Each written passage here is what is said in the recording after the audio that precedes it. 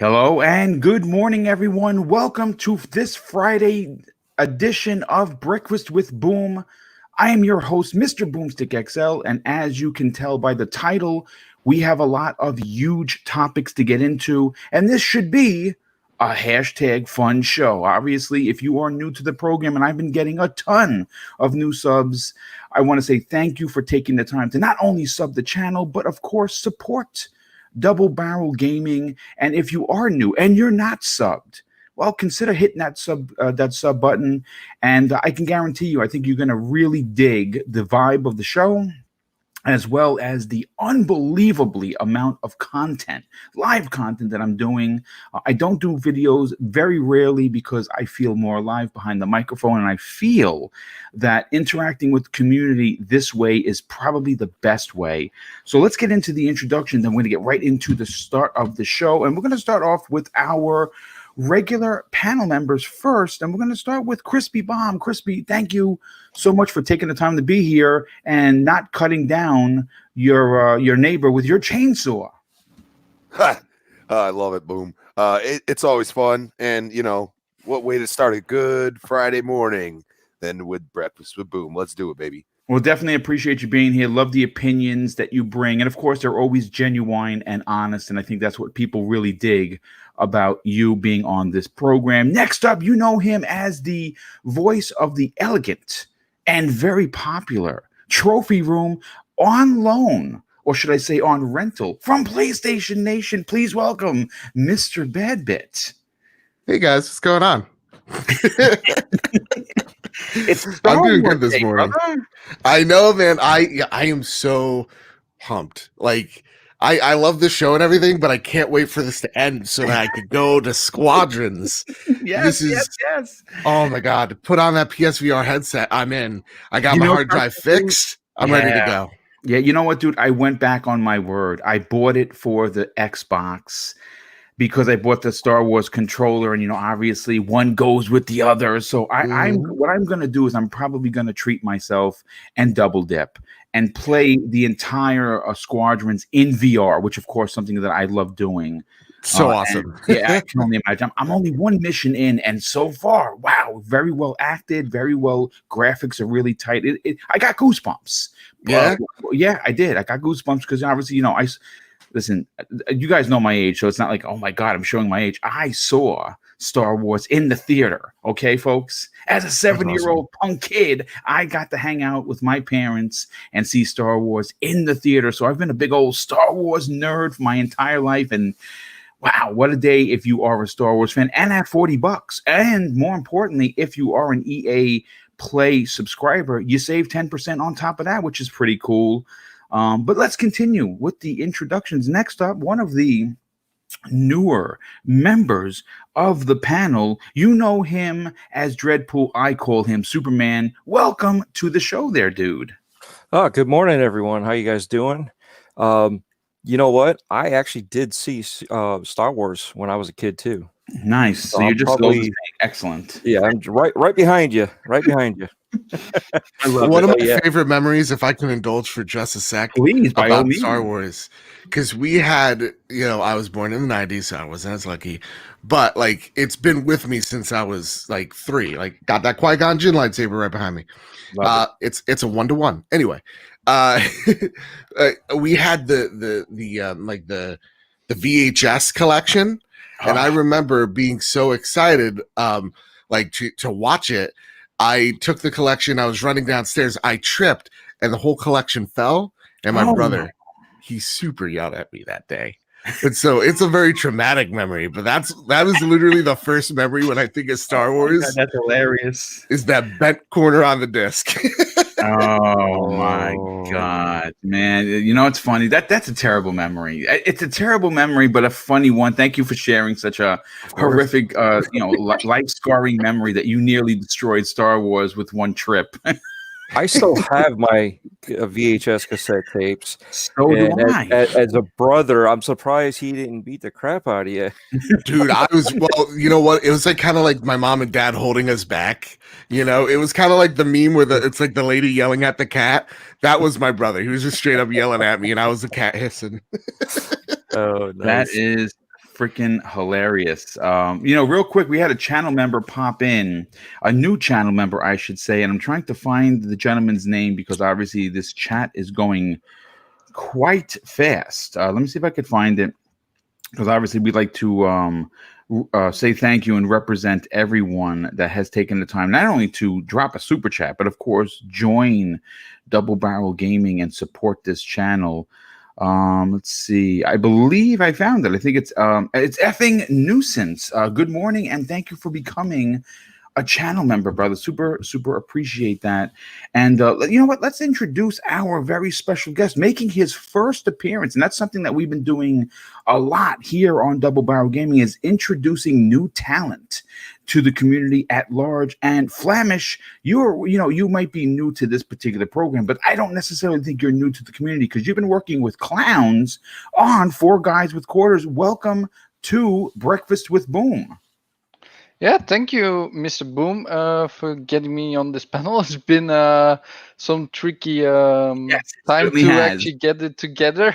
So when the schedule, we finally got our schedules met. I've been talking with Flamish actually for I would say a couple of months, and we've just been trying to get those schedules aligned, and here we are today, folks. We're here to talk about quite a few things. So Flamish, thanks so much for being here. So let's get into the first topic. And obviously, recently I've added something called Bits and Bytes.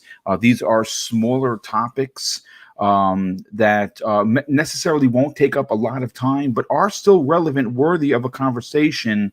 And as we wait for people to come in, we're already at 220 people, which is fantastic. So we want to welcome everyone that is here and just coming into the show. Let's talk about this for a second.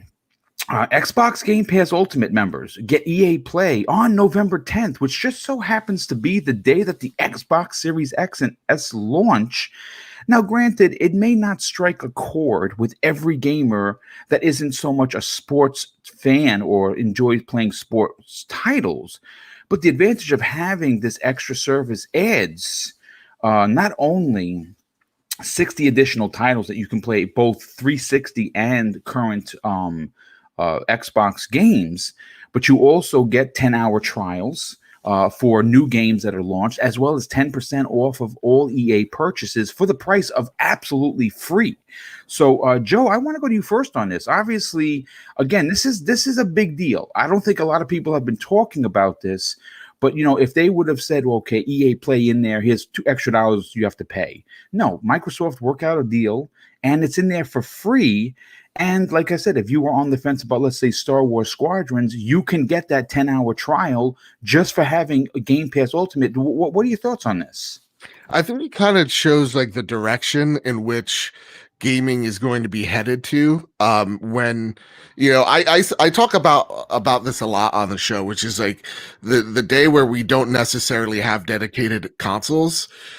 The I guess a little fear I had, or concern, not fear, is where would games go? Would it be everybody has their own subscription service and it's all, kind of like what we see now with like Netflix, Hulu, Disney Plus, Peacock's now one, where you have all these services, and are you really actually saving money at the end of the day? It's really cool that Xbox is saying, no, I think their bet on the future is we're still going to be that center for all these other publishers or developers to come to us to have this one big, broad service of services. So it's cool that like EA Play still exists. It's still a thing, but I think they very much needed the influx of cash from something like a Game Pass to keep that service a little bit relevant. So if you're Xbox Game Pass, you're getting a whole bunch of games like Dead Space, which you should play 1 and 2 and just forget 3 ever existed, for absolutely free.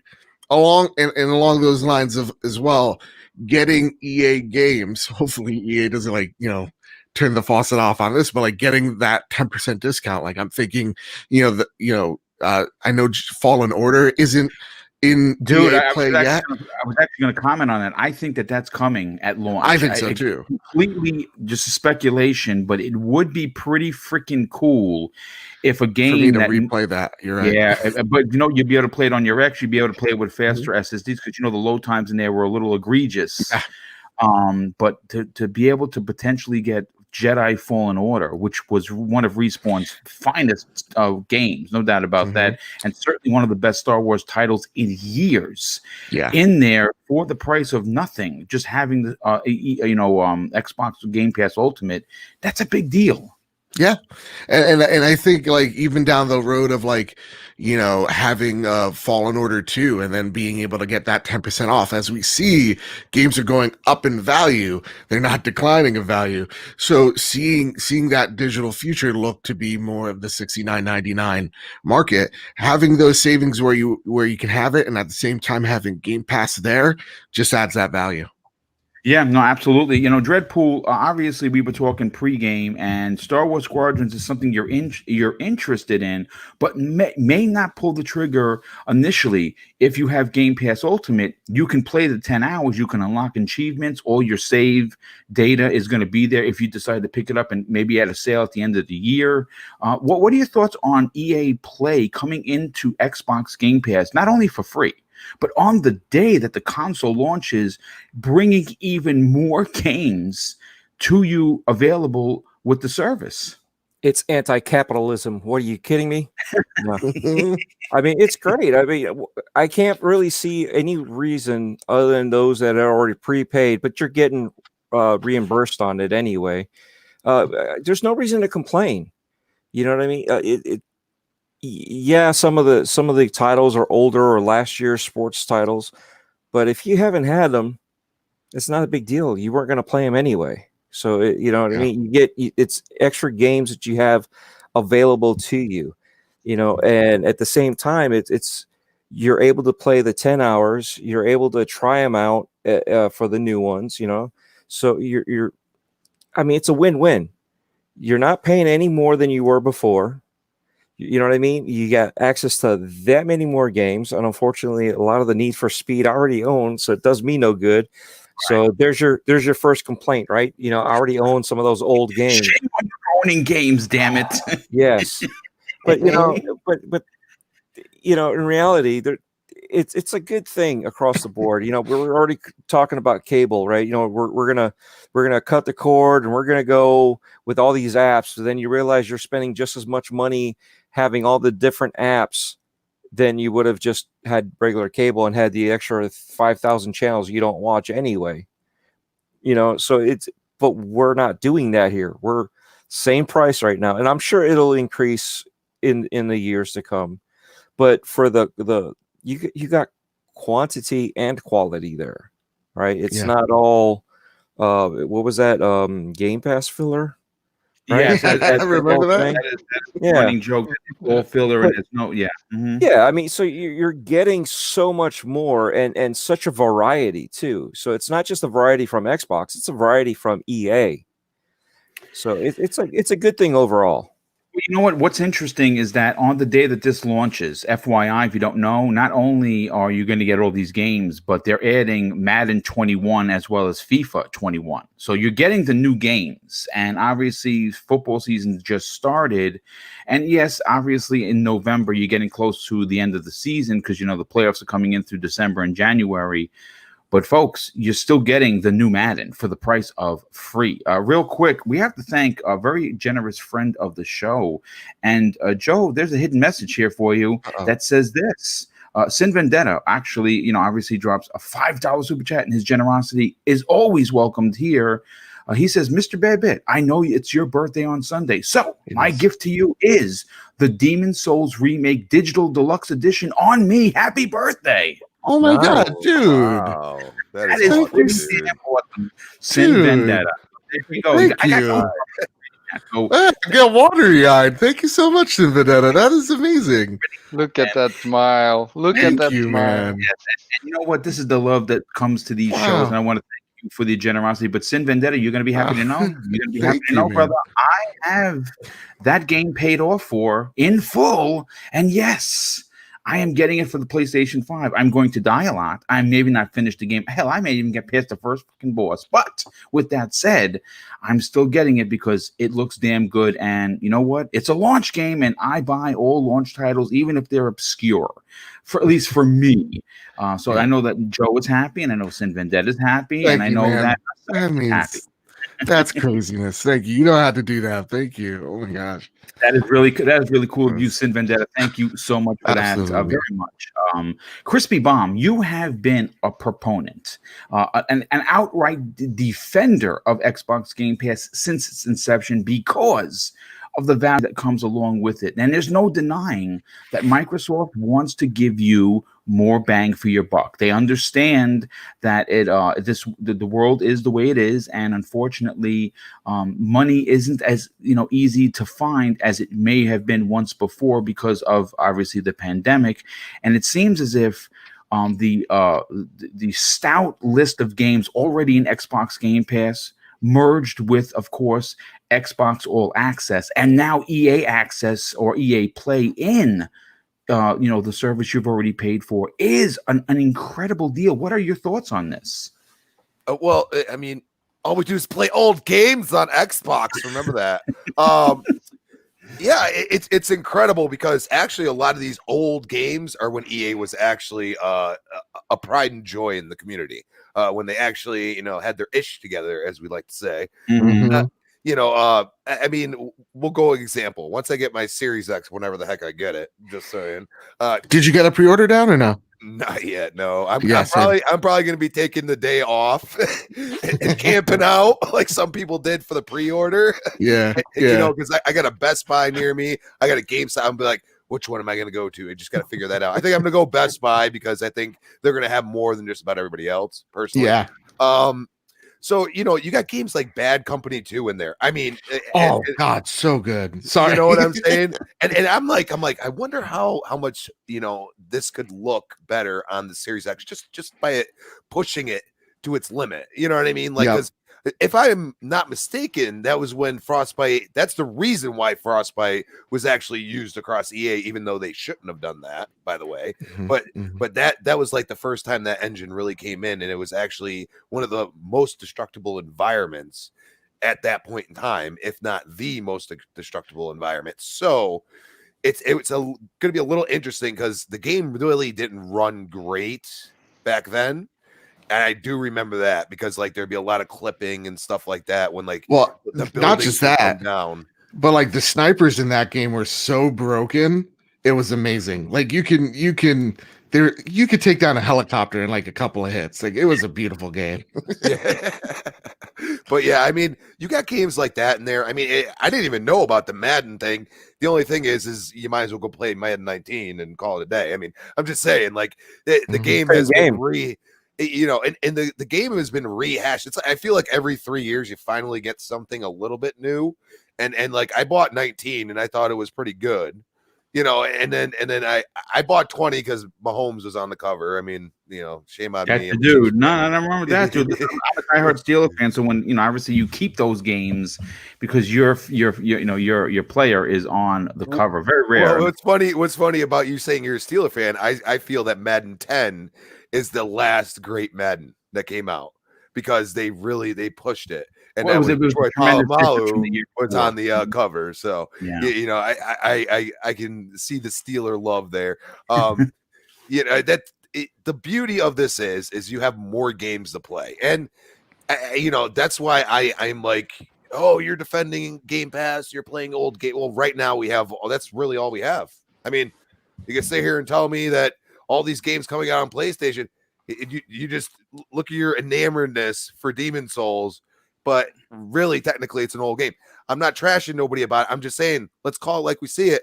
Let's keep the same energy. Like, dude, the game it looks incredible, but I mean, let's not trash Xbox gamers for loving to play old games.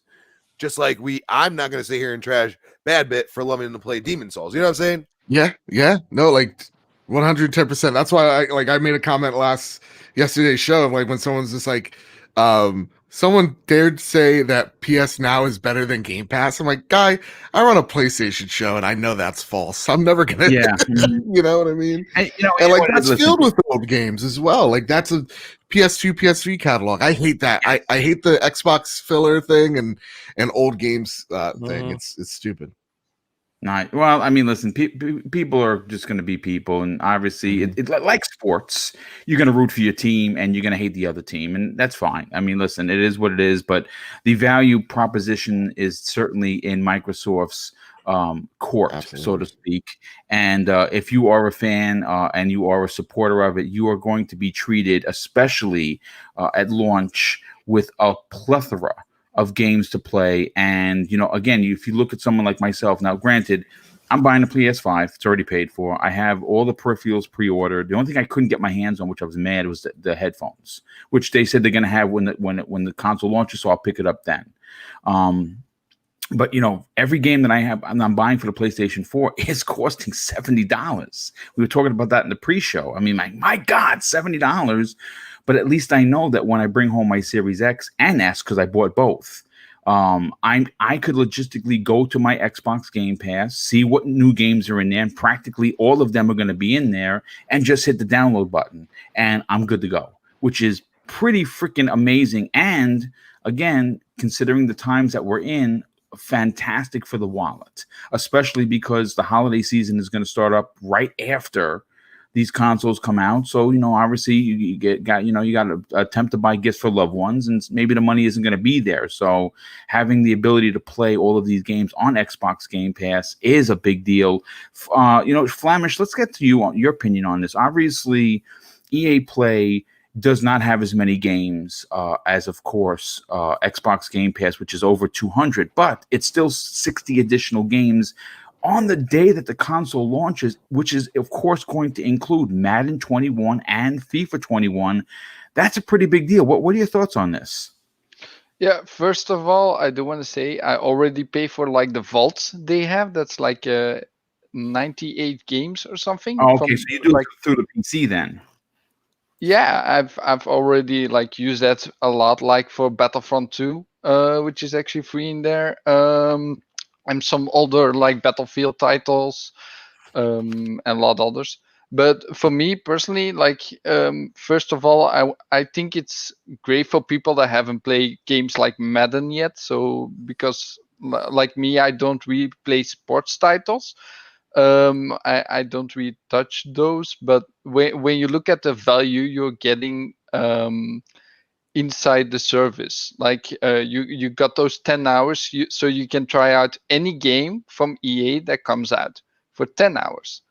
Then you also get those 10% discount, so it's actually gonna make EA more money overall, because more people will probably try out those games, and if they really like them, they will buy them, and maybe before they will actually not even touch the game because they didn't know if they would like it. So I guess it's even better for EA as well. Like if you look at it, that they see that it's more profitable. So that's what I was thinking about it. I mean, listen, again, value proposition is going to play a tremendous point moving forward. And the company that can offer you high quality content along with value attached to it is going to be the leader of the pack, so to speak. And Microsoft seems to have their ducks in order, so to speak, because if you want to buy the consoles, you can buy it for $500 or $499 and $299 respectively. If, let's say, for instance, you just don't have the money for it, well, you can take advantage of the EA Access, the Xbox All Access program at $35 a month for the X, $25 a month for the S. Right, tremendous value because you get 2 years of Xbox Live and Game Pass packed in there for that price. And here's even more so, 0 APR. So it's not like you're dropping it down on a credit card that you got to pay 26.25%. Microsoft's not making a dime on this. You're literally paying for it. And if you buy it through that, you're actually saving $60 over the course of the 2 years if you bought the services outright and the console. So again, value for the gamer. The addition of Bethesda, wow. I mean, they're going to be getting all these games. Perfect example. What happened yesterday? Doom Eternal, game of the year in some people's opinion, in Xbox Game Pass for good, for life, because they're first party now. That's pretty epic. So this is again, it's a big deal. Again, not the biggest topic of the day for sure, but one that I thought might be interesting to talk about. And I want to move on to the second bites and bits of the day. This one is a little bit of a fun one, and it's interesting. It's obviously going to involve Nintendo for a second, but we're going to be talking about the Master Chief, because obviously the question is, could the Master Chief, Halo's the Master Chief, be a future Super Smash Brothers fighter? And Xbox has commented on the possibility of the Halo protagonist Master Chief coming into Super Smash Brothers Ultimate following today's announcement. Well, yeah, really yesterday's announcement that the Minecraft Steve is the next DLC character coming to the Nintendo Switch and Nintendo Switch Lite platform fighter. And as you would expect, the news is trending on Twitter. It was all day yesterday. And of course, some of the characters that got snubbed that are fan favorites is Sora from Kingdom Hearts, Crash Bandicoot, Tracer from Overwatch, and Master Chief. But here's where it gets a little bit interesting, folks. Responding to Xbox France's promotion of the news, one fan asked a question that many Xbox fans want to know: when is the Master Chief coming into the game? And they replied, actually, which was pretty interesting. And all they said, quite simply, is the Master Chief has not been invited yet, which leaves the door open. Again, I understand it's not Redmond, it's Xbox France. But here's my question. And Joe, I want to start with you first on this. And here's the question: would the Master Chief coming into Smash Brothers Ultimate actually be a good thing? And the reason why I suggest such a thing is because we know that the Master Chief started his reign of terror, if you're, of course, a part of the Covenant, in 2001 with the launch of the OG Xbox. Now, there are a lot of younger gamers that game on, of course, the Nintendo Switch. There are also tweens and people in their 20s that may not even know who the Master Chief is, potentially may never even played a Halo game. But how incredible would it be to have the Master Chief not only arrive in Super Smash Brothers? Could that open the door to bring potentially new customers to Xbox, and with the price of a $299 Series S, make that more of an easier jump for some? Well, all I need to see, and then my life's like perfect at this point. There's not even a when I see the Master Chief, because it's when, not if, go Master Chief, and then bam, the card hits, finishes the fight in Smash Brothers, I will lose my mind. I've been championing this ever since they put stupid Cloud in the game. If Cloud could be in Super Smash Brothers, that cute son of a gun, then then Master Chief could be there. I've always wanted this. I've always been a champion of it. I've always thought the way it should be is literally they're doing the Halo 3 trailer, because it's literally the best, where he jumps down to fight the Covenant in that crater. He looks up and you just see it in his visor, and then it flashes and it's just the Smash symbol. Oh my God. I would start going to church again. Boom. If I saw that, I would start going back to church. This would be huge. And I think, when we're thinking about, we talked about this last show, which everybody should check out, the attach rates of games or consoles now. In terms of multi-console owners, I have a Switch right on me right here. And when I think about it's what, a 1 to 3. If you own a PS4, you probably own a Xbox One, vice versa. Yep. That attach rate must be something wild for people that either just own an Xbox and a Switch, or people that own a PC and a Switch, or a PS4 and a Switch.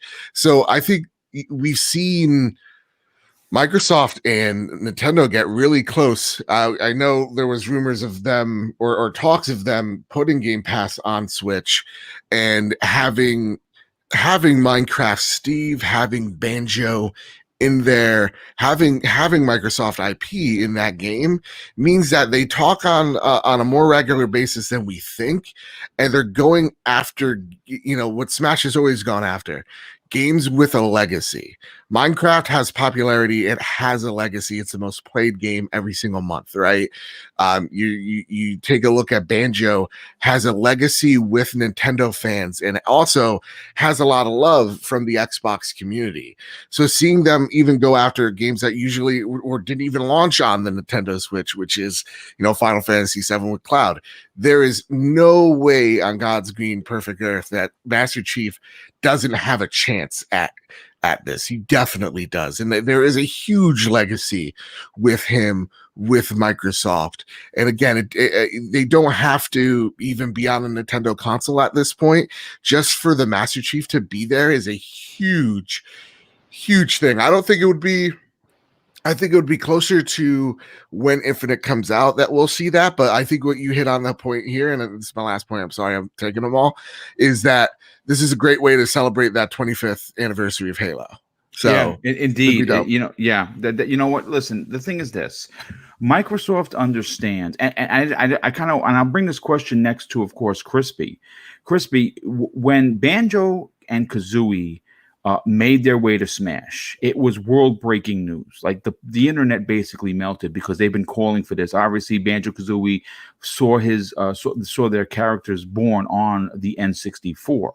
And coming into Smash was a big deal. But what was interesting is that the copies of the games on Xbox started to sell because people wanted to celebrate the fact that, of course, Banjo-Kazooie was in, on the Switch. There was talk about maybe potentially a reboot of some sorts, which I'm still praying that that's going to happen. But having Master Chief, one of the most prevalent characters, and to Joe's point, if Snake from Metal Gear, if Cloud from Final Fantasy, if Ryu from Street Fighter could all be in Smash, is it really out of the question to see Master Chief make his way there? The answer is no. It actually would be a match made in heaven, and again would be a catapult to have some gamers who maybe didn't know who the Master Chief is and want to try, you know, a new Halo game that's coming out, specifically next year. So it, like Joe was saying, the celebration, and it actually, Joe, would be the 20th year of the franchise come November. Did I say 25th? You said 25th, yes. Fake fan, sorry. Fake fan. It's okay. Luke is never going to let you live that down. I just want you to know. So I'm not going to screen cap this and send it to Luke or anything like that, but get ready for a barrage of fake fans coming in. Oh, I will. Also, well, there you go. There you go. But Crispy, what are your thoughts on the potential? And the timing seems like it could potentially line up, right? I mean, Master Chief turns 20 in November of next year. We're getting potentially a new game with the Master Chief in Infinite, and it would be pretty dope if it was timed right that he was a new character announced in October of 2021, the same way that they announced Minecraft Steve today. What are your thoughts on the possibility of Master Chief getting into Smash? Well, you know, it comes down to mind share. You know what I'm saying? So, you know, PlayStation's been doing this for a while. With I mean, they're not necessarily totally exclusive, but obviously, for the most part, they've had exclusive rights to most of their characters that went in there. You know, I mean, it's Master Chief. I mean, the beauty of it is it fits perfectly. The guy can jump real high. He's super strong. He can do all these wild things. So it kind of fits perfectly into the game. And you know, it's not like you're throwing Marcus Phoenix in there with his chainsaw trying to cut people in half. You know what I mean? So it makes total sense. I would love to see that though. Luigi just get chainsaw in the back. I gave everybody thoughts now. But yeah, it's fun to think about because Xbox has really been playing nice with Nintendo. I almost feel like they're trying to warm them up for something on it. But if Master Chief goes in there, I expect Game Pass to be in there at some point. If that happens, and they're willing to play that nice with them, I'm expecting, because I'm going to say something that was out of the box. I said it on Twitter. You got to understand that like the underpoweredness of the Switch could be helped by Game Pass with the cloud. Yeah, like it would absolutely allow you to play games that you never would have been able to play on the Switch. And that's the only reason why I think Nintendo's thinking about it. Now, don't get me wrong, there could be a bigger, more powerful console coming out from them. That's just basically a Switch 2.0. And that could be possible, but it still might not be able to run some of these games. Like some of these games are very taxing. Like I was always surprised that Outer Worlds even ran out, even though it runs at like, I shoot like 10 frames per second sometimes. You know what I mean? Like those are things that can hamper the experience. And the one thing that the cloud does is it can overcome that. And I feel like it could possibly happen with Nintendo because they feel that they're not touching a part of the market. Like their exclusives are their exclusives. And a lot of people are like, well, that would kill Xbox. I'm like, what do you mean? It's a secondary console for most people anyway. So how would that it's not even when it's not even if it is when. Like again, like they've talked about it before. I don't know why the talks fell through, but like maybe it is Nintendo being super picky. So I think it like they've tried cloud in Japan, it didn't work out for them. They obviously need that infrastructure, and Crispy, who has the better infrastructure here, it's going to be Microsoft. So I think you're dead on the money there, dude. Yeah, I mean, you want new experiences on your console. Like, yes, you have your beloved exclusives, like they are beloved. But like, if you go watch somebody, like I don't have a Switch, but you go watch somebody play some of these games, I'm like, damn, I swear to God, I played that freaking 15 years ago. Like, you know what I mean? Like, I'm saying that like there's something there. There's a reason for them to do it, and it would help both. You know what I'm saying? Because it would get people into the subscription service that is Xbox Game Pass, and it would help people say, hey, I can play on my Switch, and I could play Outer Worlds at a normal frame rate. Might have a little stuttering here and there, but it's better than 10 frames per second, and people would enjoy it, and it might actually potentially sell them more consoles. You know what I mean? Agree. Yes. Just a thought.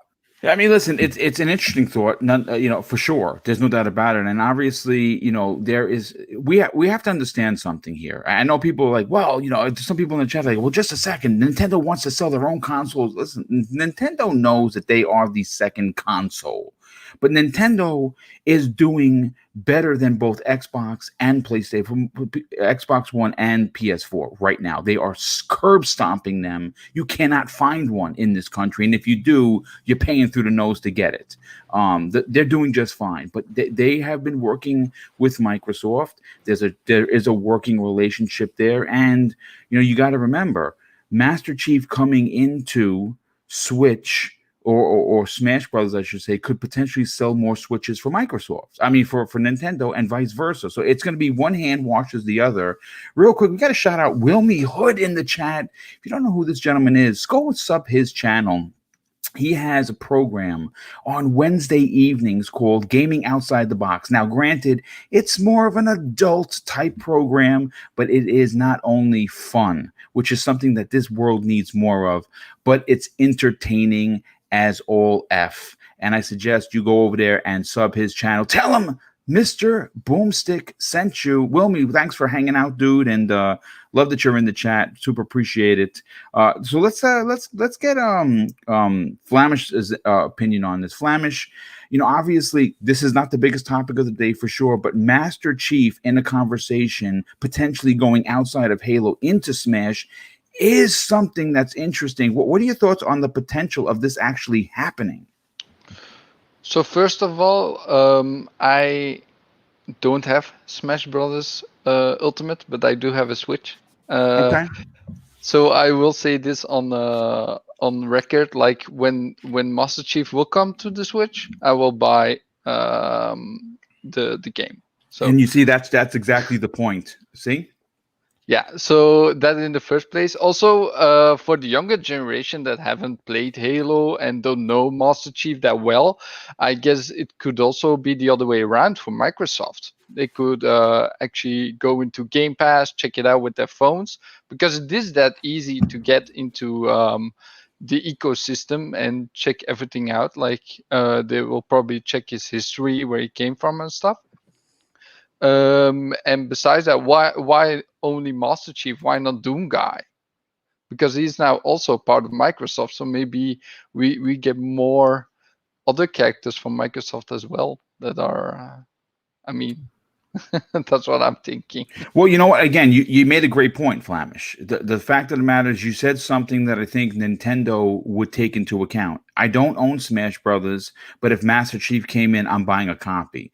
That is going to be something that is a fact for sure, and something maybe even a factor, if you will, into making this happen. Again, it's going to be profitable for both companies, because obviously it's going to be promotion of a character in a game that many Xbox fans love and potentially would want to play on a fighter, like, of course, something like Smash Brothers, which has added incredible characters over the course of its lifespan, and potentially, once again, have some of those Nintendo players who don't own an Xbox that might want to be like, wow, there's Master Chief is here. I'm loving him. He's awesome. And there's a new Halo game. Oh my God, I got to get a console. So it would work both ways. Dreadpool, do you see that scenario playing out where, customers of one brand could potentially go over to the other brand, making everyone happy at the end of the day?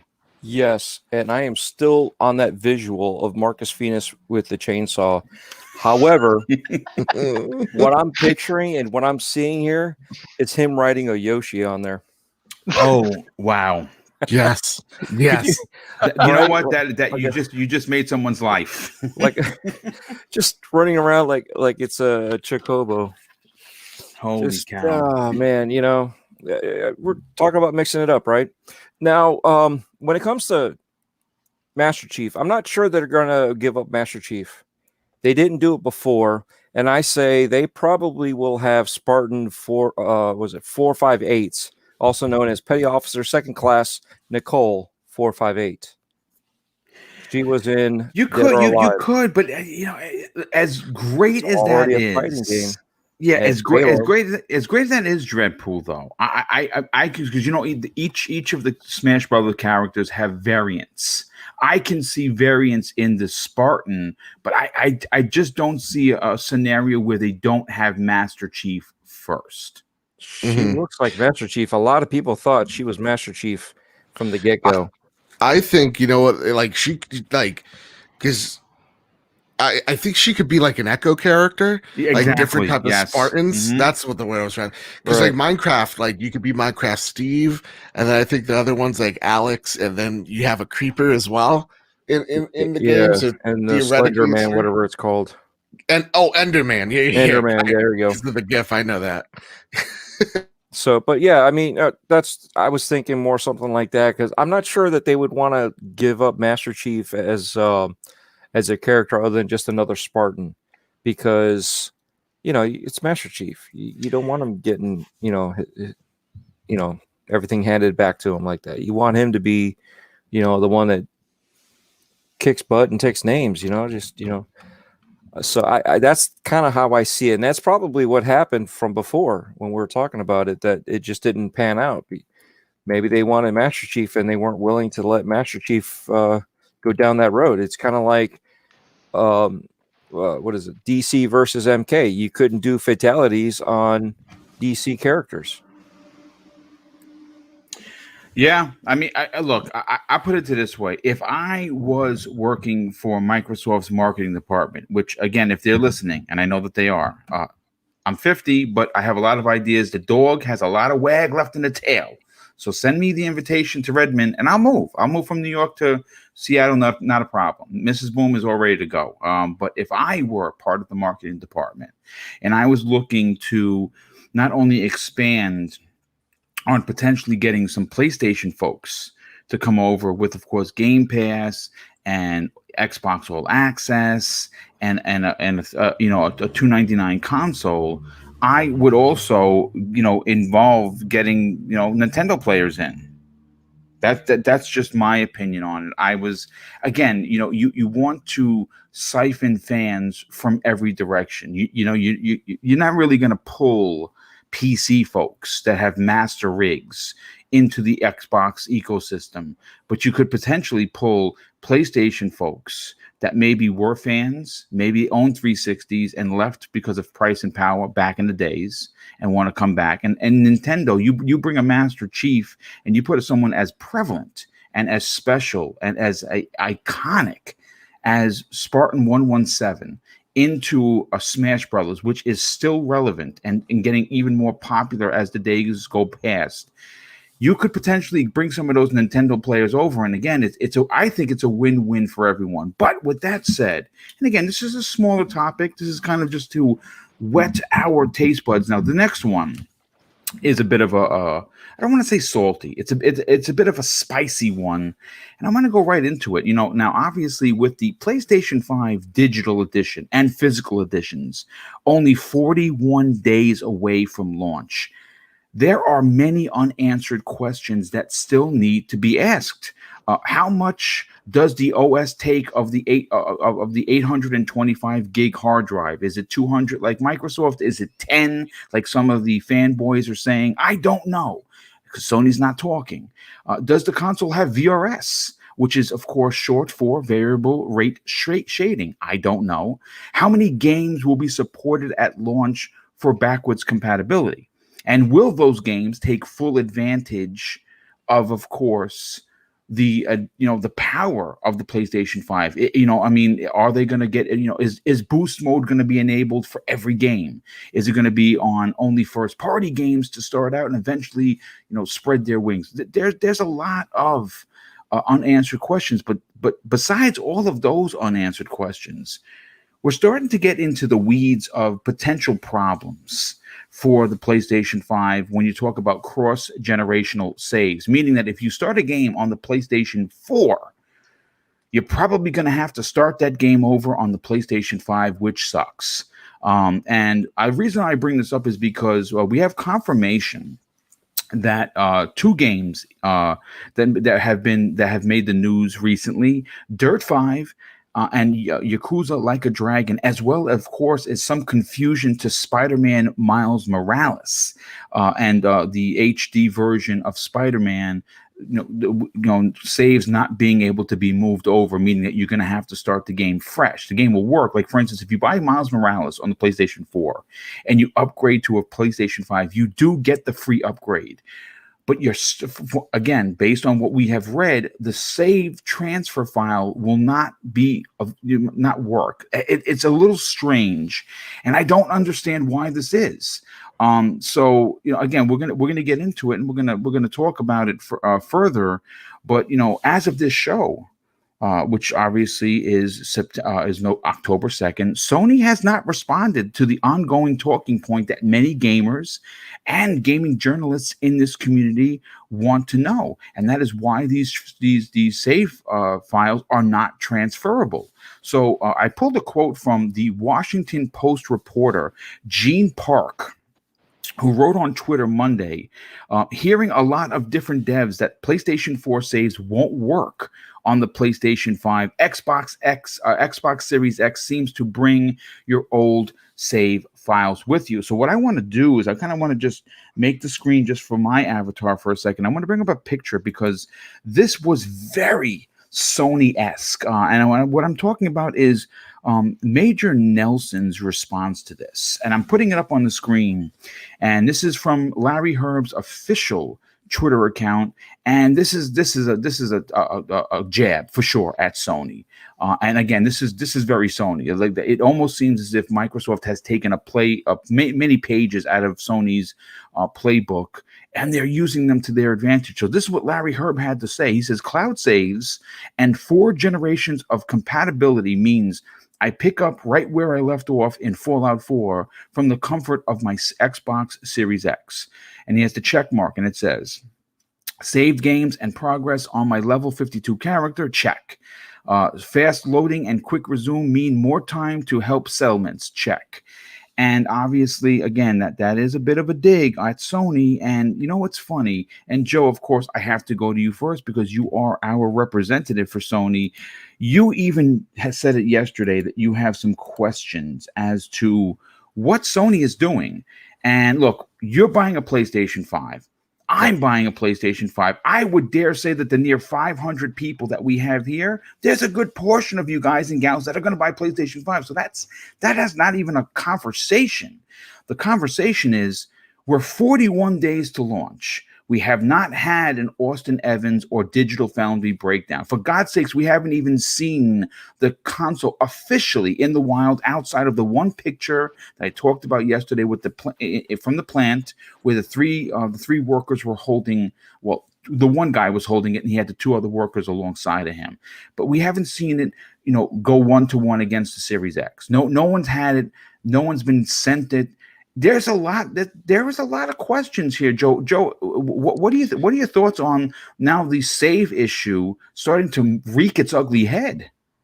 Well, thank you for you mentioning we haven't seen anything yet. Hopefully, in 43 hours, Japanese YouTuber creator Akami, I totally butchered that. I'm sorry. No, it's okay. We'll finally see something. So 43 hours. I'm assuming that's probably was Sunday for them. On my birthday. What? Can I step in for a second? Sure, yeah, go for it. Not to interrupt, but did we forget that there was pictures from Taiwan's National Communications Commission where they had the ruler? Yes, the FCC for Taiwan. They did show pictures of it. They absolutely did. Yeah. Mm-hmm. But again, you know that. I know that, but what about the average person who's considering buying a PlayStation 5? Where are the pictures? Where are the breakdowns? Where is the information outside of you can play Miles Morales and Demon Souls? What else? I think it's interesting. I think Microsoft and Sony have opposite issues to address. One more severe than the other, which is Sony's. But like where Sony's like, we've shown you games running on this console. Xbox really hasn't done much. No, they haven't. That's correct. Yes. And on the other end, Microsoft has shown you all these amazing services. Sony has not. They've been very silent on that. Which, like, at the end of the day, real talk, I don't know how much that affects the average consumer of how much they really care about a UI. I think they want to know about certain features for sure, like backwards compatibility, but the whole grand scheme of things, I don't know if I don't think the UI is the most important thing in the world for the layman. For us, it means a lot. Ooh, excuse me, it's coffee. And so for me as a PlayStation fan, we even discussed this on the trophy room this week.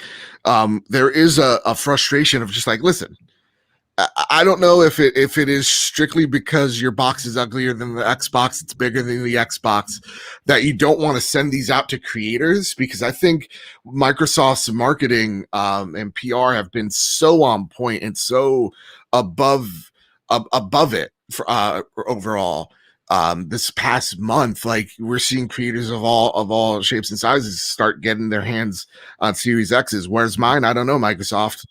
Come on, where's my? Listen, hey, I got one better for you there, brother. I had Major Nelson on my show. Hey, hello, Microsoft. Can I try an extra wing? Exactly. And if you do, can I come over? Boom! I want to see it. Absolutely. Well, you're within driving distance, so yes, exactly. You can come over. Sweet.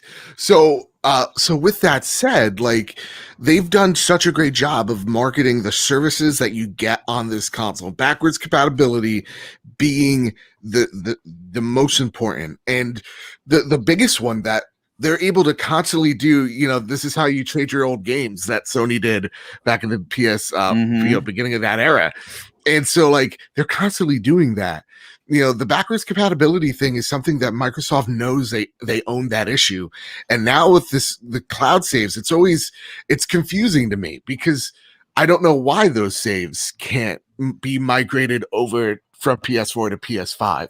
Like it kind of seems like it really does seem like a no-brainer, but maybe there's something to it that like Microsoft software division, because they're a software company first, right. They understood that better than PlayStation. But it is befuddling to me, because you're seeing Dirt 5 now going, some things will carry over, not everything, and then Yakuza going, you're going to have to start from zero, and also Spider-Man going, you're going to have to start from scratch. Yeah, I don't know at the end of the day how big of an issue it is in terms of like the older games that you're going to be playing. Like if I'm popping in Bloodborne, am I really going to be disappointed that, you know, I left it 2 years ago and I'm coming back and I'm in the middle of, you know, the ROM fight? I don't think so. But in terms of like the newer games, like your Far Cry 6 or your Yakuza or your Dirt 5s, or even Cyberpunk is a great example as well. Like if most games don't have this, or none of these games have these cross saves, that becomes a much more of an inconvenience, and it makes Microsoft just look so much more ahead of this generation in terms of the way of thinking about the console. So I think when Jim Ryan said they believe in generations, it was definitely because the cross saves, there is none. So to me, it's I'm just frustrated that it's been we have 41 days left, and I would like to see some of these features. Like we're relying on data miners to tell us that we have a boost mode. We're relying on data miners to tell us how many games are actually backwards compatible. Like we're relying on people to go within the code base of certain announcements or certain systems to tell us what is and what isn't. And that is not a good look if you're Sony. And I don't know why they're not as forthcoming. It's confusing. And it doesn't perceive a lot of confidence as well. Yeah, no, absolutely. And the one thing about Sony that you and I both have said publicly that we appreciate is their boldness when it comes to their advertising. I've called their marketing the 24-inch python of Hulk Hogan. They literally have been dominant this entire generation. And the one thing about Sony is they're not afraid or shy or even embarrassed to tout something that they have that the other guys don't have, and that's good marketing. That is what they have done. That is what won them the generation, because they were overly aggressive when it came to their marketing. And you know, obviously, with them, they have been extremely coy. I would even dare say as to be silent, if you will, as opposed to what Microsoft has been doing. Microsoft has, again, you want to talk about managing the mind share in a dominant 180-degree turnaround from how we all believe they failed in the past, well, the current generation that we're in, and they have been on point. It's been one major announcement after another. It's been one major video from the lead developer of the Series X and S, and oh my God, his name escapes me, Jason Ronald. You've had numerous interviews with Phil Spencer. We've had some leaks which weren't cool, but it propelled them. That mistake, somehow they were able to pivot, and it propelled them to, again, regaining the the mind share of current of the next generation that's upon us. And of course the Bethesda thing. So it is certainly, I would even dare say, I don't want to say concerning, like, oh my God, the PlayStation 5 is dead. That's the folks, that's utter nonsense. The PlayStation 5 is going to be fine. But as a gamer who's going to buy their console like everybody else, it would be nice to potentially have some information, Joe. And honestly, I think Ainsley said it really well. Like, we're starting to see the shift again in terms of the marketplace. I know I'm crazy. I don't inherently believe that there's a bias towards PlayStation this generation. I think there's always going to be an inherent bias towards the console that does the best in each generation. Like, I remember the good old days with the 360. Most people had the 360, which meant there's going to be more coverage towards it and more coverage in terms of that ecosystem. So like, I'm seeing the turn from even major sites taking a look at the Xbox One and taking a look at it differently and doing and having more positive praise for it. And that is a huge thing for Microsoft, because they've had to prove over the years that they are doing these forward-thinking things, and having the barrage of all these things now turns those heavy, juggernauts within the industry to look at this console and then turn to PlayStation and go, all right, so what have you done for me lately? And look, they have 41 days. They the most important thing for them is the last month of pushing out this console. It's already pre-ordered really well. Chaos ensued and whatnot, but they really need to now go out and say, maybe this was just like Xbox's week or two, right? Maybe they saw this and went, okay, all right, so their console's coming out here. They got Bethesda. Okay, let's hunker down for a minute and let's gather ourselves for a big old bash. But they need to do it sooner rather than later. So really, I would say start getting concerned if we don't see anything next week. Okay. If we don't see anything next week, if Travis Scott doesn't come out and he shows us the console too, then there's trouble afoot with that marketing. But I think it's always a 2020, hindsight looking thing, where when we finally get that information, we'll forget that it took so long. So hopefully when that information comes out, there's more positives than negatives. Of course. And that's what you want. If you're going to be investing into the Sony brand, whether you are new to their brand or potentially already a fan like most of us here that is going to be reinvesting into the future, you want more positive and negative. Before I bring Crispy Bomb into the conversation, I have to catch up on some of these outrageous super chats that have come in. And of course, let me just read those off, because there's been quite a few of them. So thank you so much for your outstanding generosity. Bounty Boom, one of our most generous donors for Double Barrel Gaming and fantastic community member in his own right, drops several super chats. The first one saying, after $5, saying, "Boom, where is the PS5? I would like to know. I would also like to play test it and potentially unbox it." So Sony, if you're listening to this program, first give Joe his first. He is the voice of the PlayStation Nation. You give it to him first, but I wouldn't mind. I'm going to be honest with you. And listen, you're going to get the truth out of Boom. So I would appreciate that, Sony, if you're listening. Bounty Boom does another $5 super chat. Says, "I said it already on another podcast, Boom, and I'll say it everywhere. PlayStation is not ready for next generation." I mean, we don't know. It seems like there are definitely walking the fine razor's edge of madness with no information this close to launch. We'll see. Next week is a great telling point. Joe completely pointed it out, and I was thinking it. I'm glad you said if we don't see anything next week, and if next Friday's Breakfast with Boom starts and we have not heard anything from Sony, there is, at that point, now it's time to panic, because we're talking now, we're under 30 days to launch and we have nothing. That's concerning for sure. We also have Bounty Boom drops another $5 super chat. Says, it doesn't make any sense. You're going to support PlayStation 4 for the rest for the next 3 years and can't transfer a save. That is an interesting point there, dude. That is pretty interesting. And those words came out of Jim Ryan's mouth directly. So it is a bit perplexing.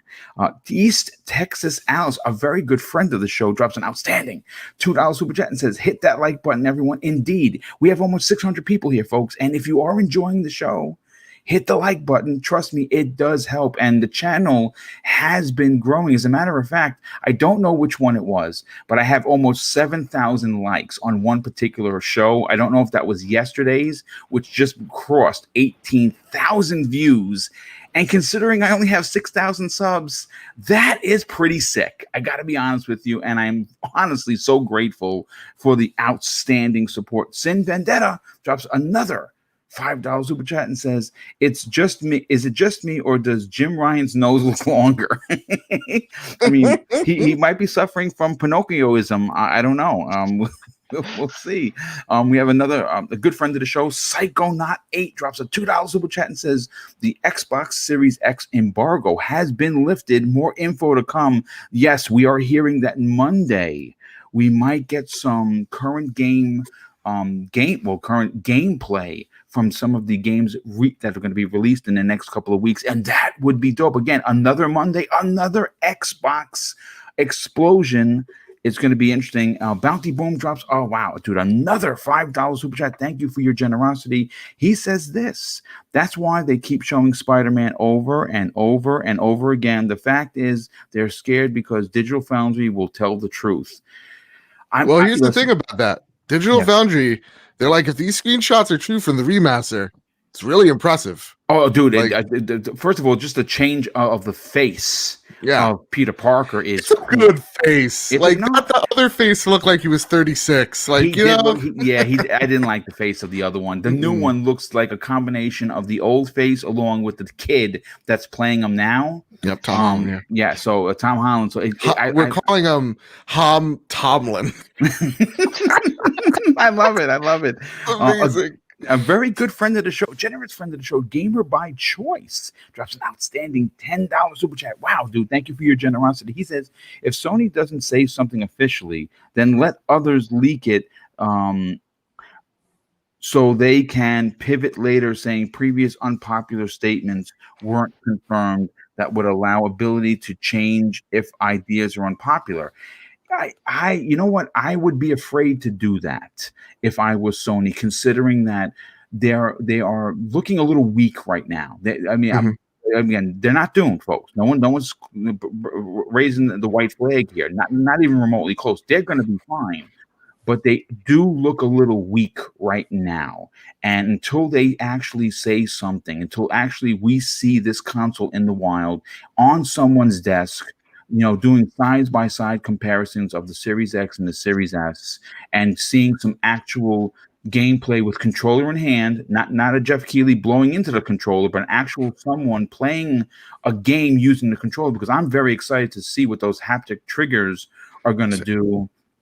I mean, it's a new PlayStation controller, and it looks way better than the current DualShock 4, which I'm not a big fan of. So, really? I love the DualShock 4 compared to the DualShock 3 is garbage.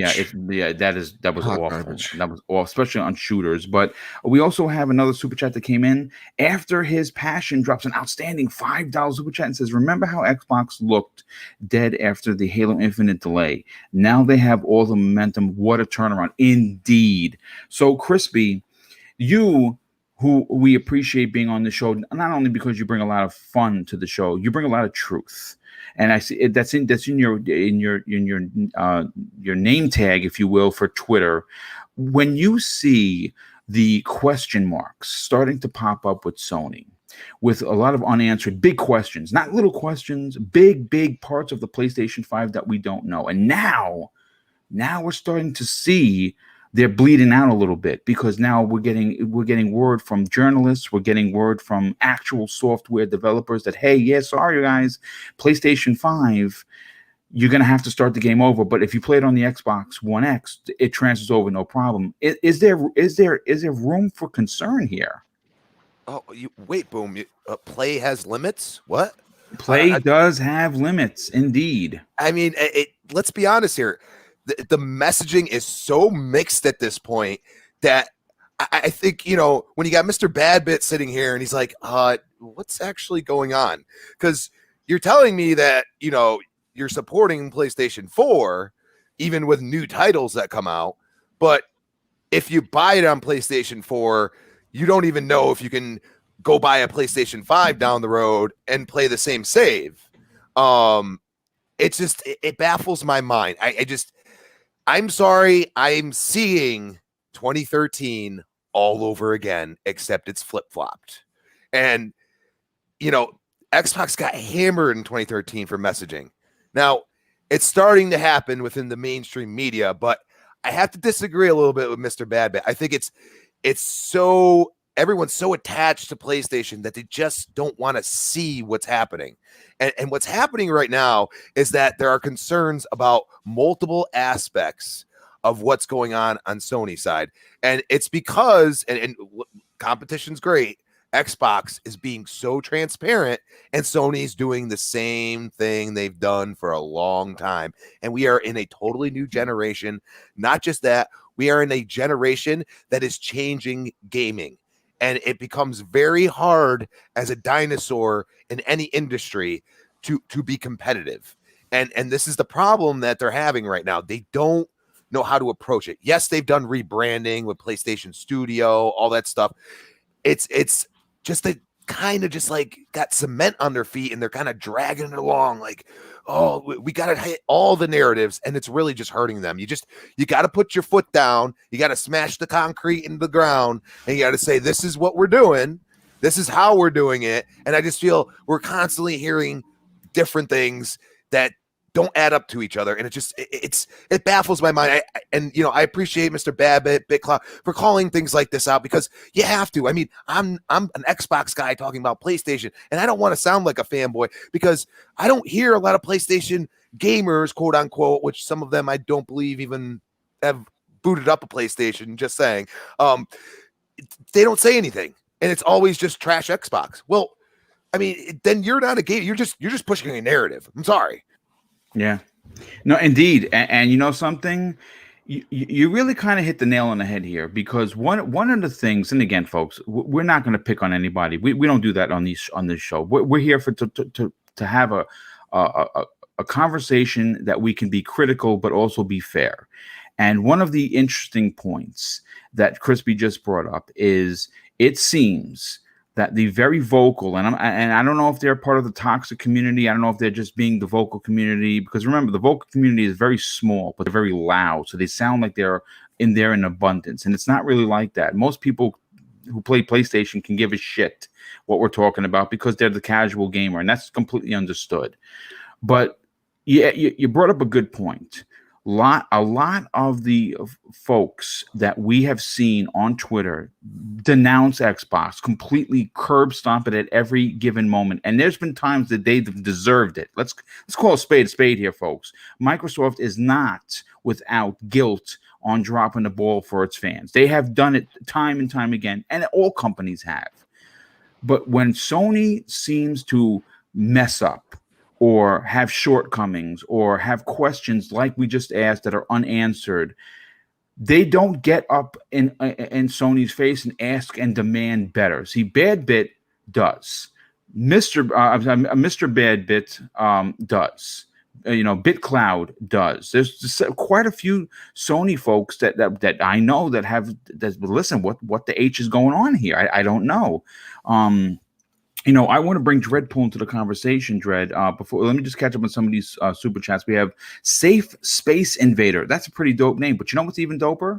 The fact that he has a Wu-Tang avatar. That's even better, dude. So thank you for bringing me back to the 90s, more specifically 92, one of my favorite years for hip-hop, which I still listen to, Meth and the rest of that crew, because, yes, I am a little bit old. But if my brother Neo Mental is listening, folks, we did some really, really weird things getting speakers into a car that they shouldn't have been into back in those days. And yeah, it was fun. He drops out outstanding $2 super chat and says, PS5 fans celebrating paying for remasters. My God. I mean, listen, I've said this publicly. I do not shy away that I'm a part of the problem. I bought the $70 edition of Miles Morales, and there's two reasons why. One, I love buying new games for a new console, but more importantly, Spider-Man 2018 is one of my favorite games in this generation. I've platinumed it. I don't have a lot of platinums. I think I have 4. I have a total of 4.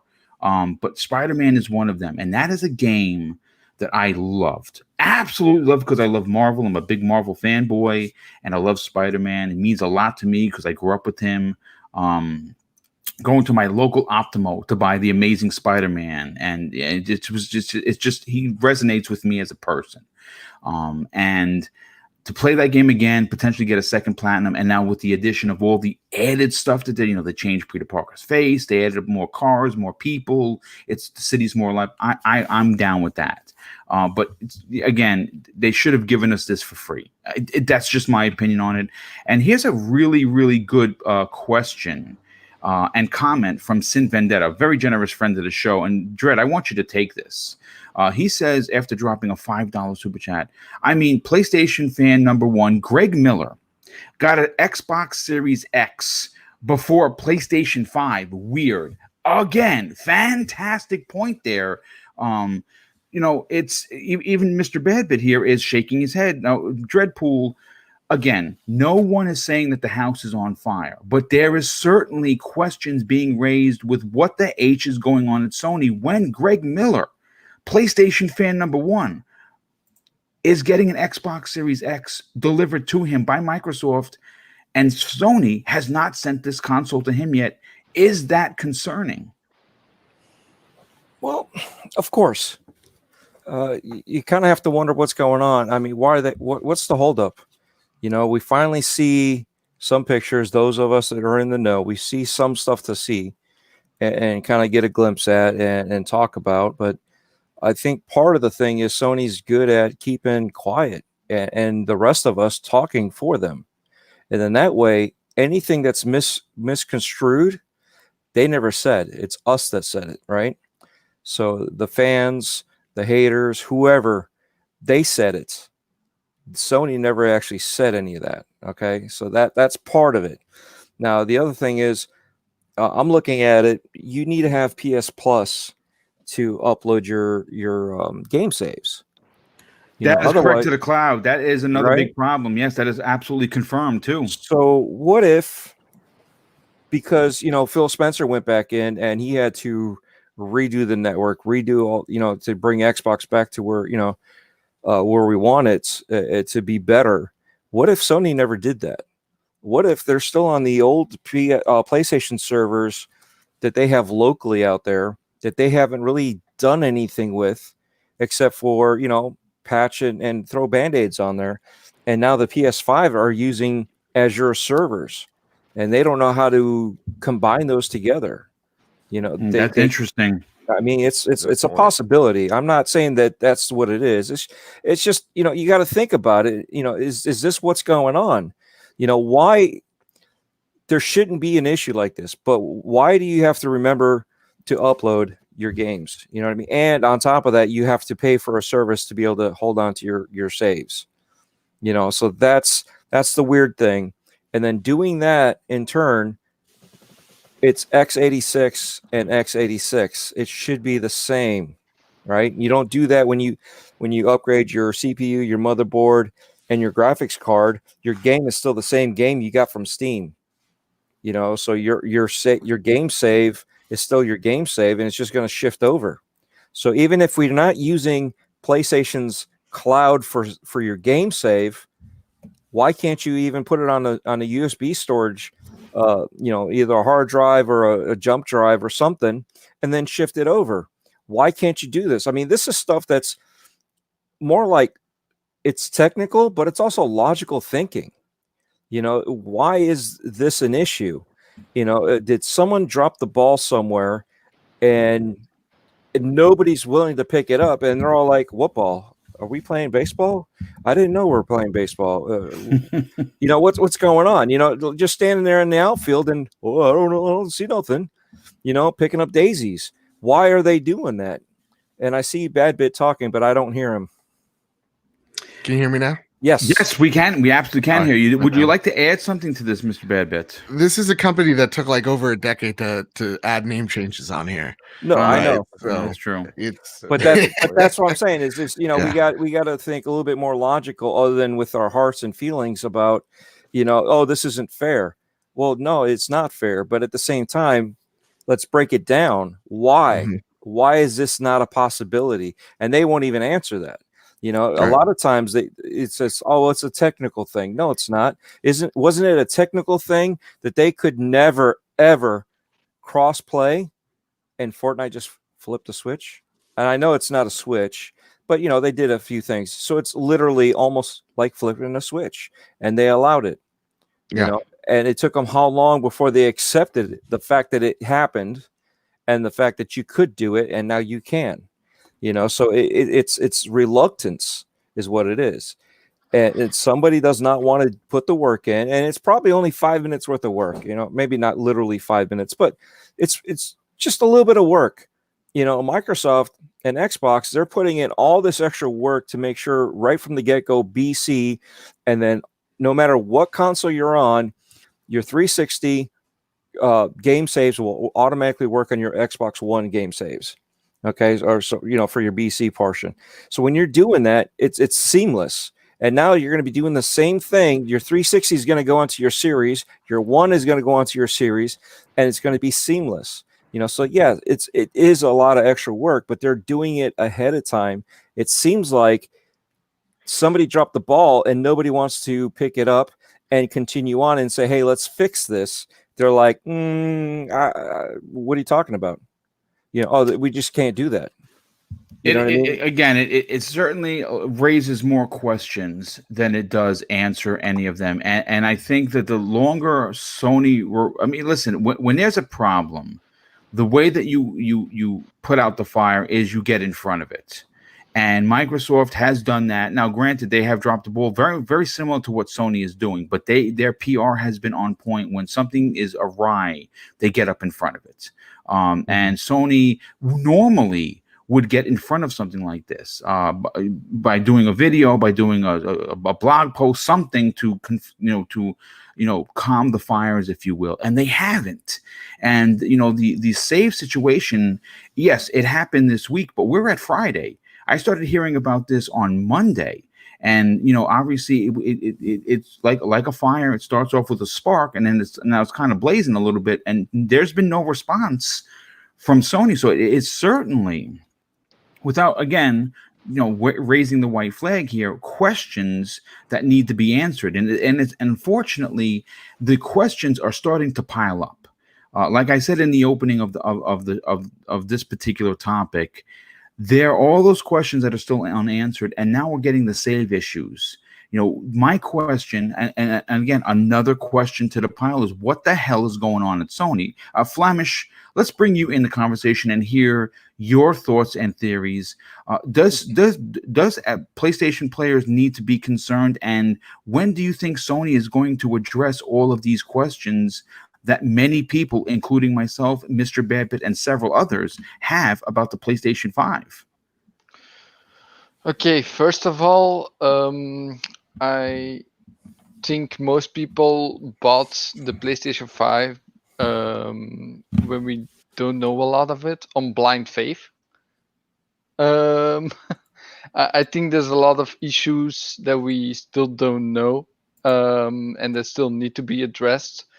And yeah, I think it's unacceptable for any platform, like even if it's the Ouya or a new phone.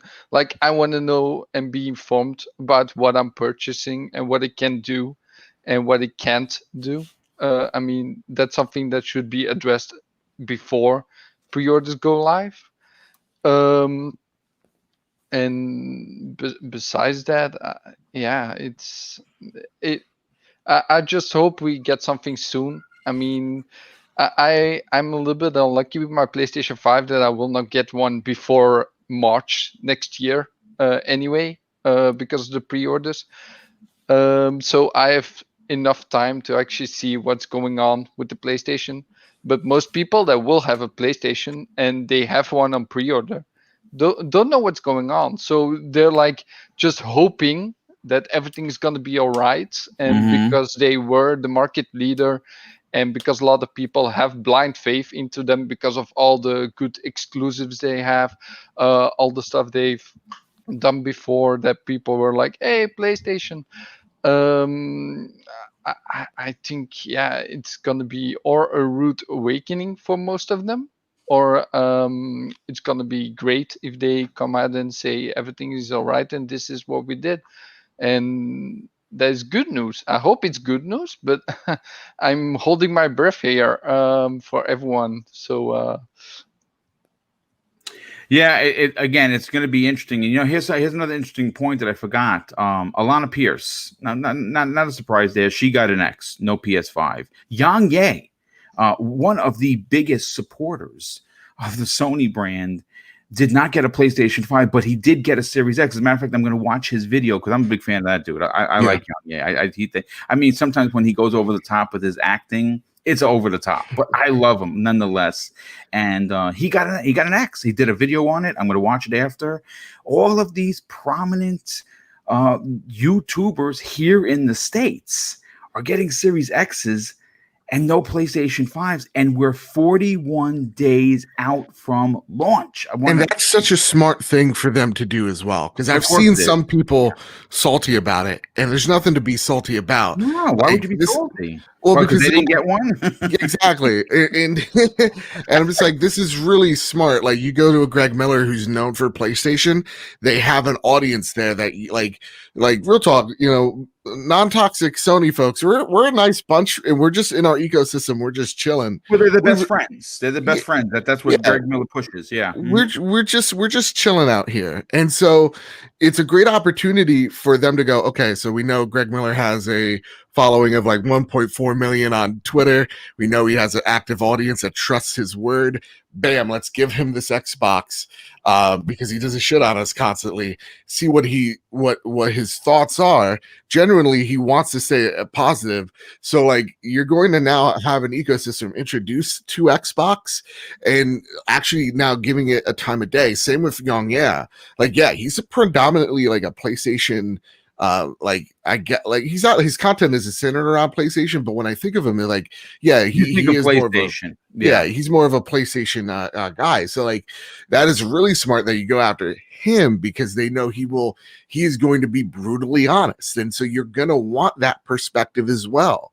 And so seeing that up front is a really smart move by Microsoft. Well, it's only smart if they're this confident, which they seem to be so confident at this point about the hardware that they're pushing out. And I think that's a telling sign for even me. You know what I'm saying? Because it really gives me confidence and when I can get one, and I'm invested in the ecosystem already. But now it's like, my patience is few and far between. At first I'm like, oh, I have the One X, I don't really have to worry about it that much. Now I'm like, give me now. And I also want to add on that as well, like because people watch a lot of YouTube, and they see these YouTubers and they actually watch them like every week, every day. When they bring out new videos, they got like a little bit of a connection with them. So they actually trust them more than the marketing speak we have from the companies themselves.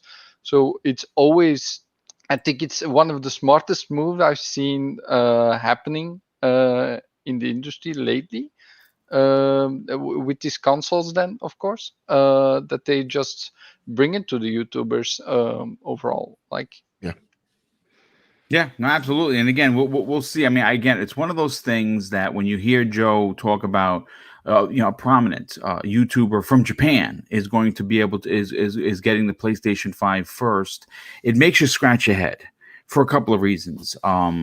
One, they have done very well in Europe, for sure. 6-to-1 ratio when it comes to PlayStations sold versus Xbox Ones.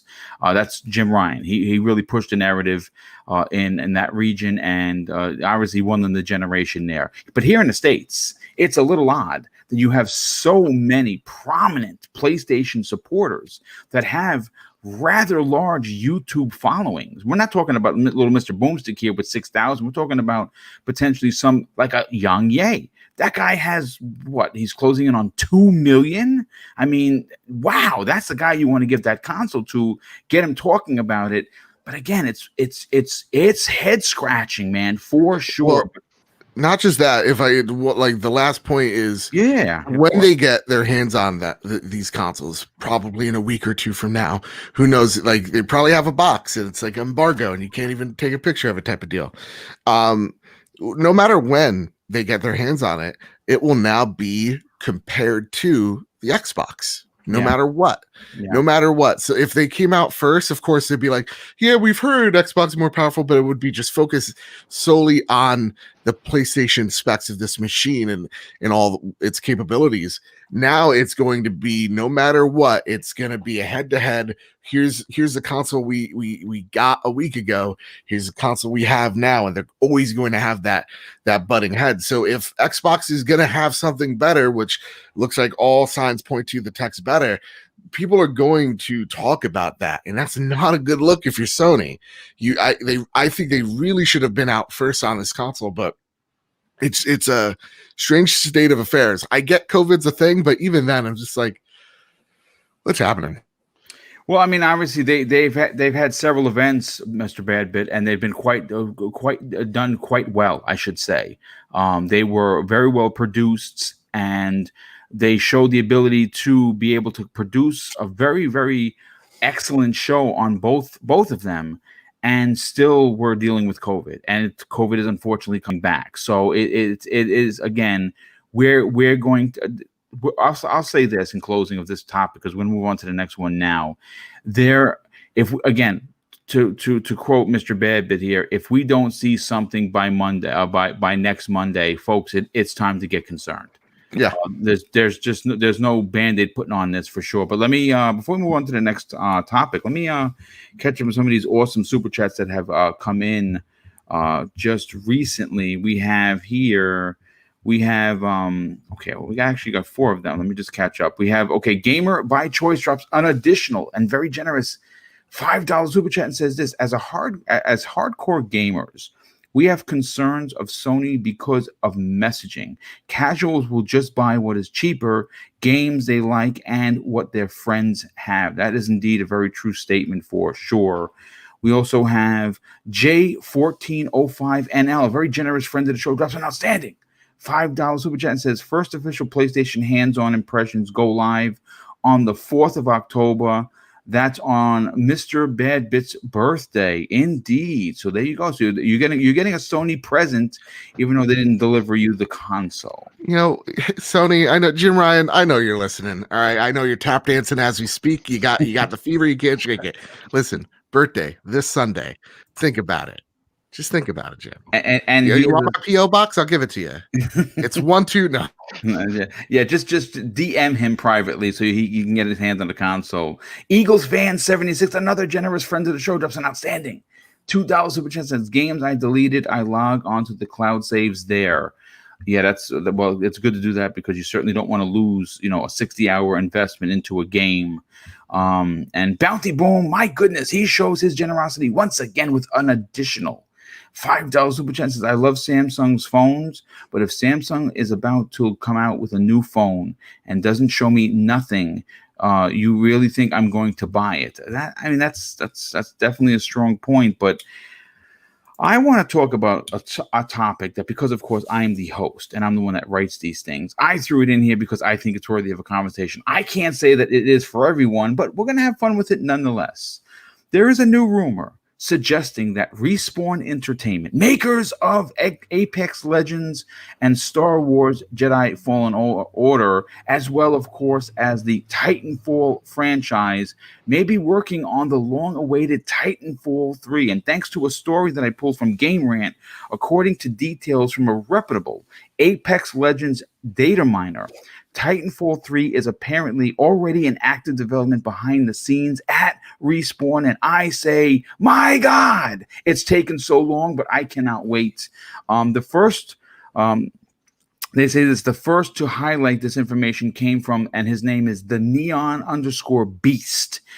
He's a person well known for being an inside source when it comes to Apex Legends. And although the tweet has now been deleted, Neon_Beast originally posted that Titanfall 3 is for real, and even with a different source, is suggesting that the rumor is true.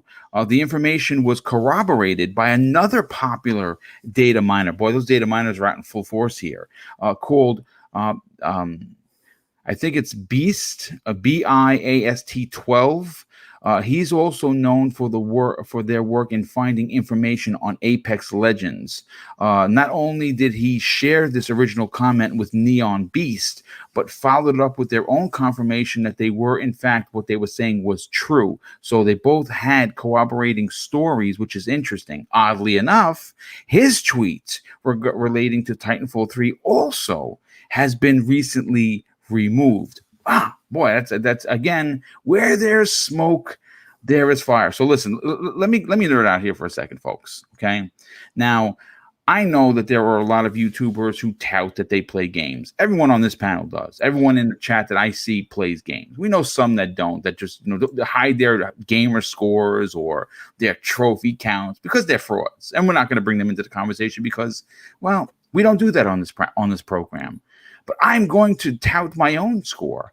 I currently have 800 plus hours between Titanfall 1 and 2. It is my favorite pair of games this generation, and I have been pleading with Respawn Entertainment to merge the online of Titanfall 1, which was perfect, and the amazing single-player campaign of Titanfall 2, which, again, if you do not have EA access and you have a Game Pass Ultimate, wait.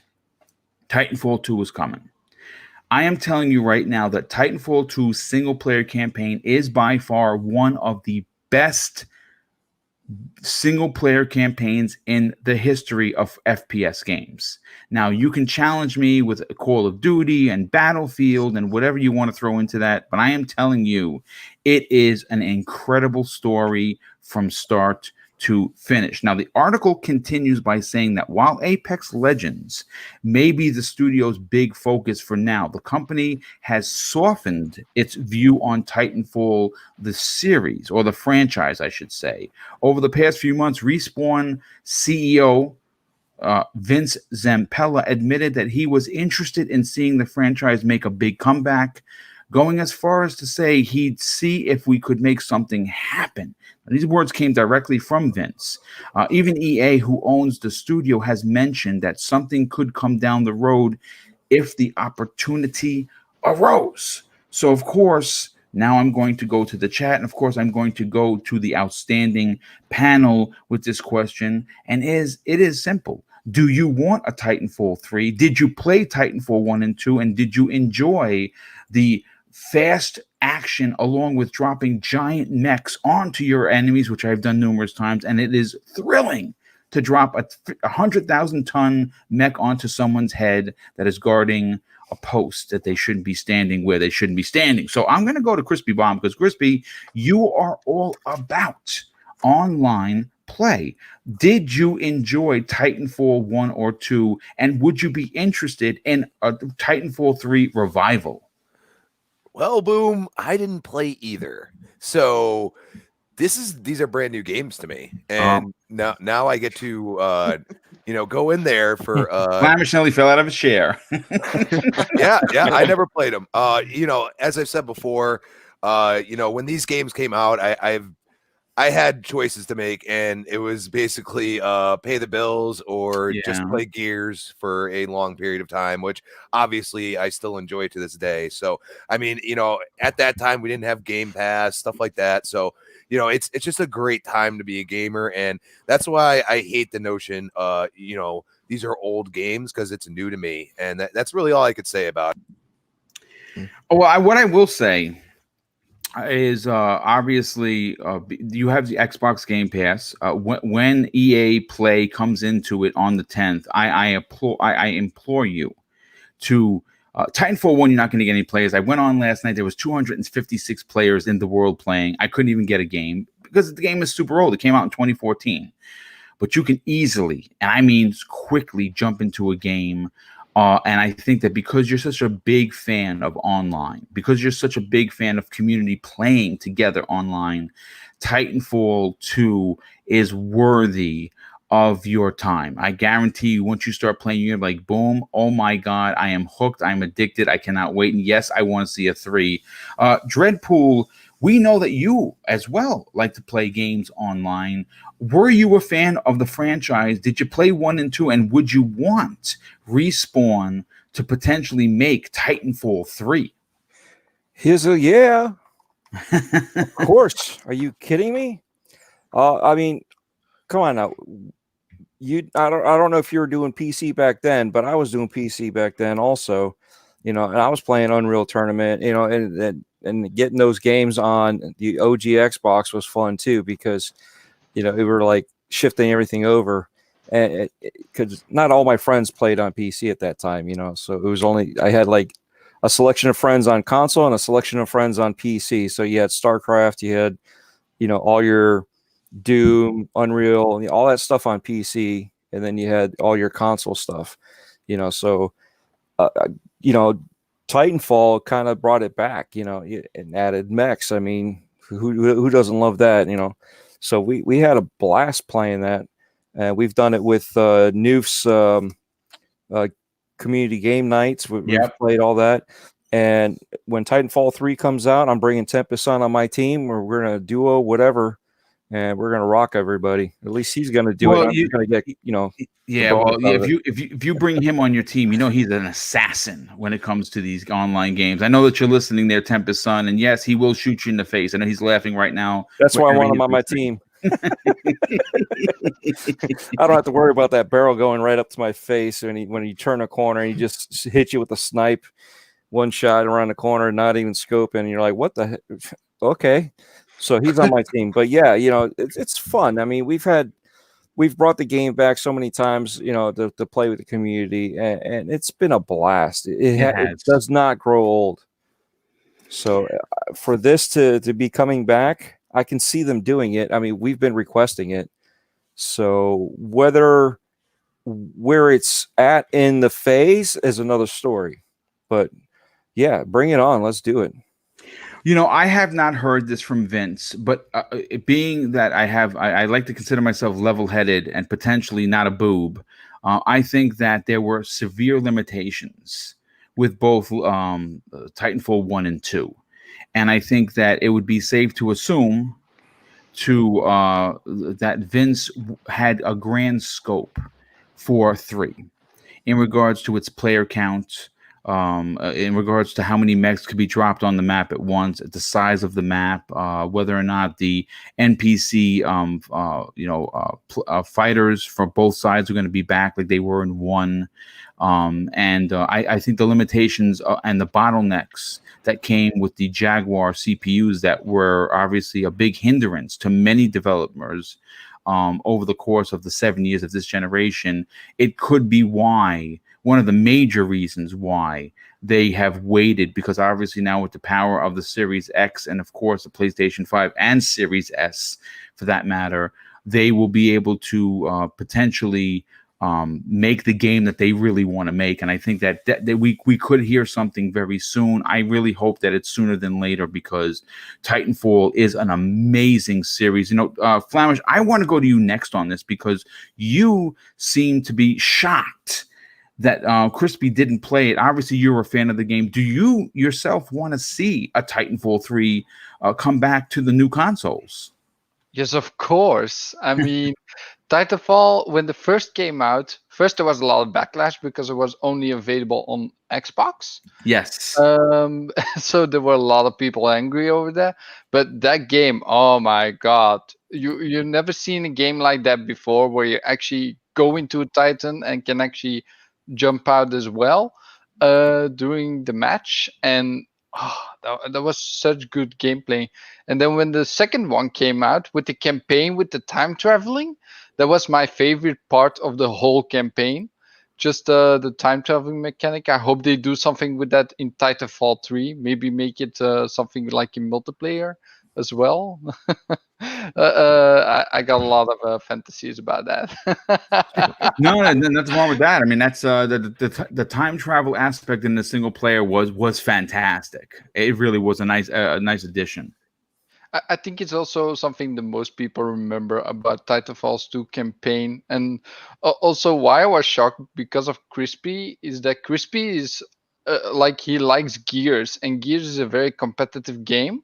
And Titanfall is actually also a very competitive game. So I was actually shocked that he didn't play it, or didn't try it at least. I mean, so yeah, of course I want to see Titanfall 3.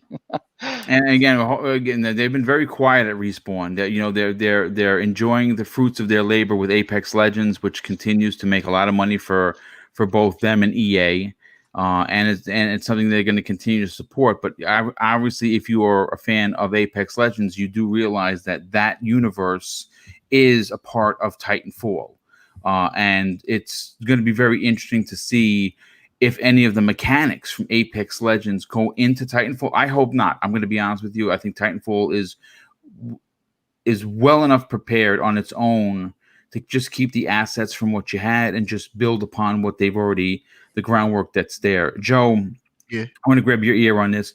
Titanfall, does it mean anything to you? Because I know that obviously it was originally exclusive for Titanfall 1 exclusive for the Xbox, which was a big deal. It sold 14 million, potentially more now. And that's a lot of copies for a new IP and a new console. But Titanfall 2, not so much when it went multi-plat, because the people at EA are boobs. Yeah. And they dropped Titanfall 2 in between Call of Duty and Battlefield, which is stupid. But what are you going to do? You're very dumb. And you are our resident marketing manager. It's like anybody could tell you that was an awful move. Yeah, and anyone could, but you obviously. What are your thoughts on the potential of Titanfall 3 showing up in the next gen? Oh man, Titanfall is this generation.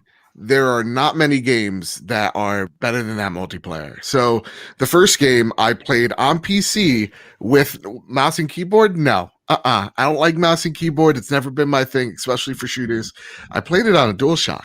I found a way to just like make it so that I can use my DualShock controller on PC. And let me tell you something, guys. I was really good at Titanfall. Like really good. I think off the top of my head, my KD was like 3.3. If it's an EA shooter, I'm into them. Super into them. So Titanfall 1, one of my favorite experiences multiplayer wise. Because the Titan element is just, it changes things up. You don't get to see that. Usually it's just like these kill streaks that you're trying to get like a chopper gunner in Call of Duty. And this one, it actually really does change the way you engage with your enemies, and you're not really hiding all so much as trying to sneak up and trying to like hook yourself onto the Titan itself. So Titanfall 1, I loved the multiplayer. It just died so fast afterwards because they did strand it on the Xbox One when it wasn't doing well, and having it not be able to cross-play with PC players just meant that you had such a small pool, or even 360 players, you just had such a small pool of players to play with that it just kind of trickled out and died, and it made me very sad because I really love that game. So Titanfall 2 is, like I'll echo what you said. It's one of the best single player games this gen in terms of shooters. Like I think maybe Doom comes out ahead of it, but other than that, like there's that story was so freaking good. And a lot of people point out the time traveling aspect, which adds another layer of like, you don't see that type of level design or that type of level work outside of like a Valve game. Like I'm thinking Portal comes to mind, or like a Half-Life when it plays with the physics and such. So like Half-Life 2's campaign was so great at humanizing the mechs and the pilots, and at the same exact time giving you ways of play through campaign that you've really never experienced before. My favorite level is the final level where you're just with the pistol and you're just like, dude, you're daisy chaining headshots together as you're running, your wall running. It was so freaking cool. You felt like a badass, and that multiplayer as well, so great. But EA had to put it between Battlefield and Call of Duty. Bonkers move.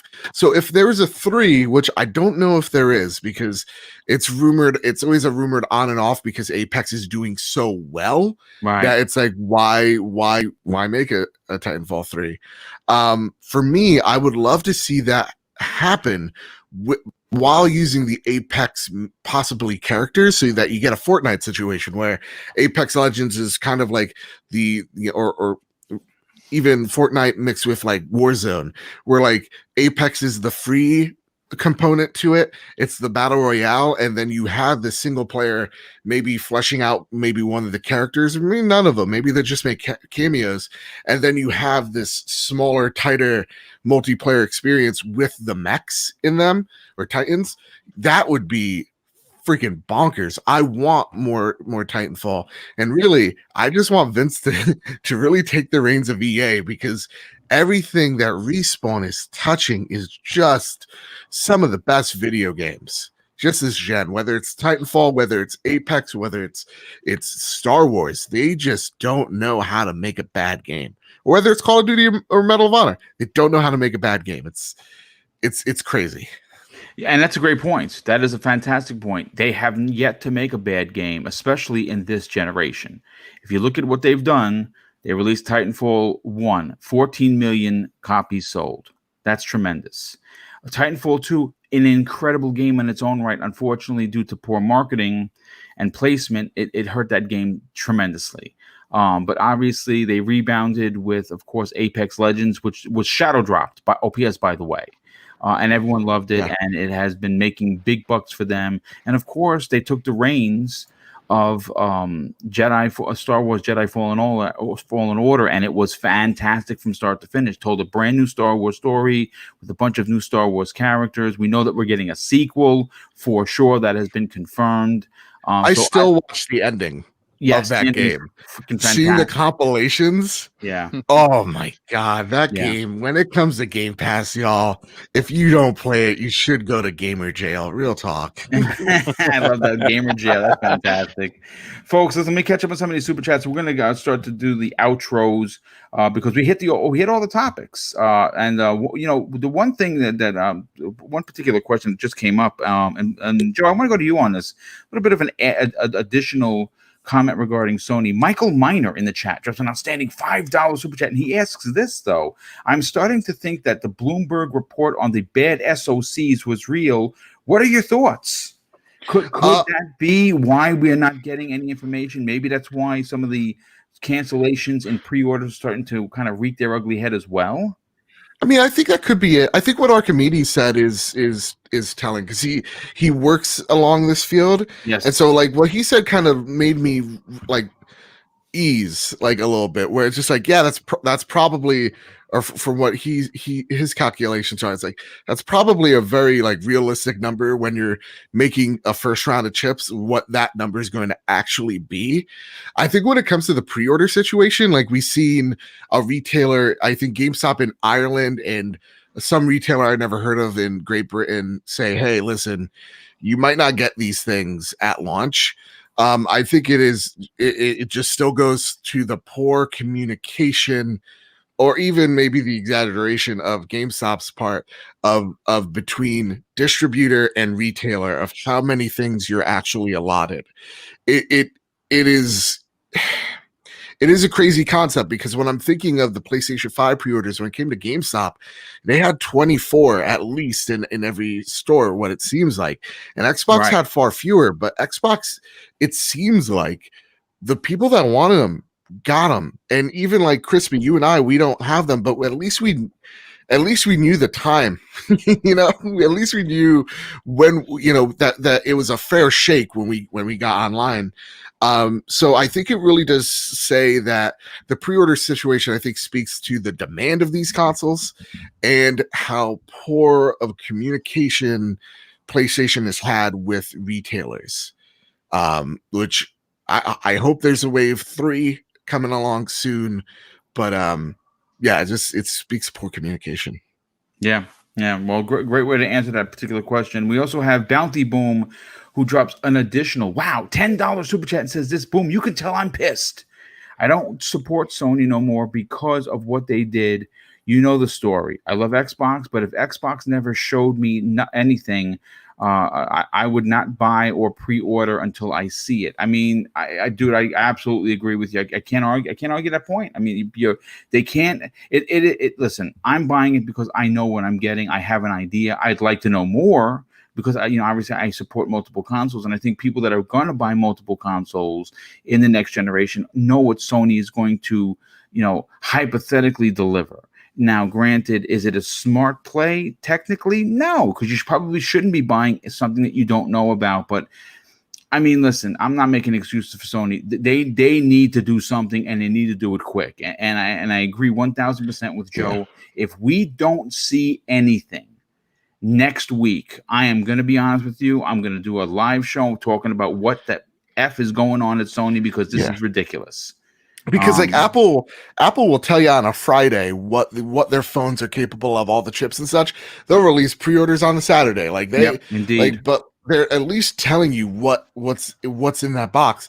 With Sony, it's like, yeah, we'll tell you what to play. We know we got you there. But like when it comes to like the UI and our feature set, it's a mystery to everyone, and that's the impression it gives me, and it's not a good one. Yeah, indeed. Like I said, again, it raises more questions than answers, unfortunately. We have Warwick Gaming Channel, good friend of the show, just an outstanding. An additional $3 super chat says, boom, love it from UK, from the UK. He's also a Sony fan and Xbox fan. Yeah, most people are, dude. I mean, thank you so much for the support, dude. I definitely appreciate you being here in the chat. And of course, dropping a super chat. That's very kind of you. We have a very generous $25 super chat. My goodness, from Sparty On. He says this, just wanted to say awesome show, Boom, and panel, keep rocking it. Oh, dude, thank you. That is really awesome of you. But of course, the generosity is extreme. So thank you very, very much for that. And folks, listen, as we call, we got another one that came in. We have Everborn Saga. Hey, if you don't know who Everborn is, he was on Primetime Gaming on Monday evening, and he wowed us with his knowledge when it came to gaming. He will be making a return appearance. He drops a $2 super chat and says, what's up, fellas? Well, what's up, dude? Thank you so much for hanging out. Folks, this has been a great show for a lot of reasons. A lot of really good banter, a lot of good conversation. And I think that when you have these shows, that's what you want. You know, it's very easy to get into the weeds with the finger pointing and the name calling, but that's not what we do here. And we had over 600 people here today, which is fantastic. And if you are new, I would argue that you can maybe consider hitting that like button and also potentially subbing the channel, because this is the kind of content you're going to get weekly. This is my 11th live show in a row in 2 weeks. The only days I took off was Saturday and Sunday for my birthday last weekend, but this is my 11th live 2-hour show. And I've been putting the nose to the grindstone and quite honestly, really enjoying it. I love doing the podcast. I love hanging out with the community. I love putting these panels together. And of course, I love talking about games. And if you like hearing about them, consider subscribing to the channel. But let's get into, of course, the outros. And we'll start with, of course, our regular panel members. Crispy Bomb, you are a very busy podcaster yourself. You not only on Breakfast with Boom, you are on the next podcast, as well as a very fantastic program run on Wednesdays called Retro Renegades with our very good friend Graphic God. Why don't you tell us about those programs, and also where could people reach out to you on social media? That is Tuesday, though. I got it wrong. It is Tuesdays, not Wednesdays, folks. Well, yeah, it's at Crispy Bomb on Twitter. Hit me up on Xbox Live, Crispy Bomb 28. And yes, Tuesday, 7 p.m., we have Retro Renegades. Just a lot of fun. That's all we have. Thursdays, 7 p.m., I'm on the next podcast. And yes, we go in. That's what we do.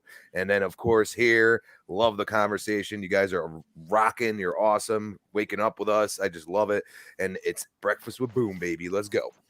Well, thank you so much for being here. As always, love of course, that you're not coy. Love that you're honest and that you tell it like it is. And sometimes people don't like to hear the truth, but you know what?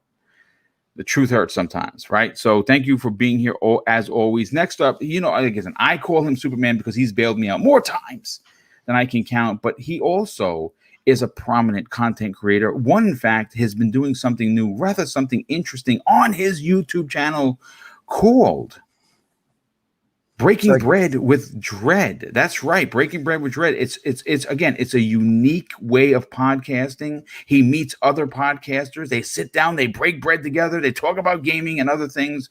Dread, why don't you tell people about that particular program, about your YouTube channel, and where could people reach out to you on social media? Okay. Well, thank you. It was great to see everybody here. So, for everybody in the chat, happy gaming. You have a great weekend. Happy birthday, Joe, Mr. Badbit. And thank you, sir. Thank you. Breaking Bread with Dread is basically I meet up with the community creators, content creators, just community members. Anybody that we can get together and get everybody else in the community to get to know a little bit better on a one-on-one basis. And we go to a local shop, so we'll find a place locally that we can go to and promote the local business. And I actually did a recording yesterday. It was supposed to be with one gentleman, but he kind of called in sick on me, which is okay because we're going to reschedule for another day. But I luckily had another backup that came in. So that's all recorded, and we're gonna. I'm supposed to edit it sometime today. Maybe by Monday it'll be out, and it'll be out on what is it? iTunes, Google Podcast, and Spotify. Nice. So yeah, you could find it under Dreadpool. So Twitter is Dreadpool. At the O's are zeros. YouTube, gamertag, and I still have Stadia for now. I'm still contemplating it. I'm holding off, but hey, I'm getting the games for free. So free is good. I'm not paying for it, so I'm just sticking around. But you can find me every Wednesday night at Gaming Beyond the Box, 8 p.m. Eastern, and also on Saturdays, but not for this month because I'm sponsoring a haunted house. But Saturdays, Gaming Beyond the Box crew will be doing playcasters. So look us up and find out what time of the day we're doing that. And it's basically we're playing with all the podcasters and streaming it live and getting, a community again to join up. And then obviously Friday mornings here, Breakfast with Boom at 10 o'clock. Well, definitely appreciate you being here, brother. And that's pretty cool that you are doing the sponsorship with the haunted house. I believe that you are donating your time for that, correct? Donating time, products, and just anything else that I can while I'm there. But yeah, it's all our equipment, all our displays, and we give the people a good scare.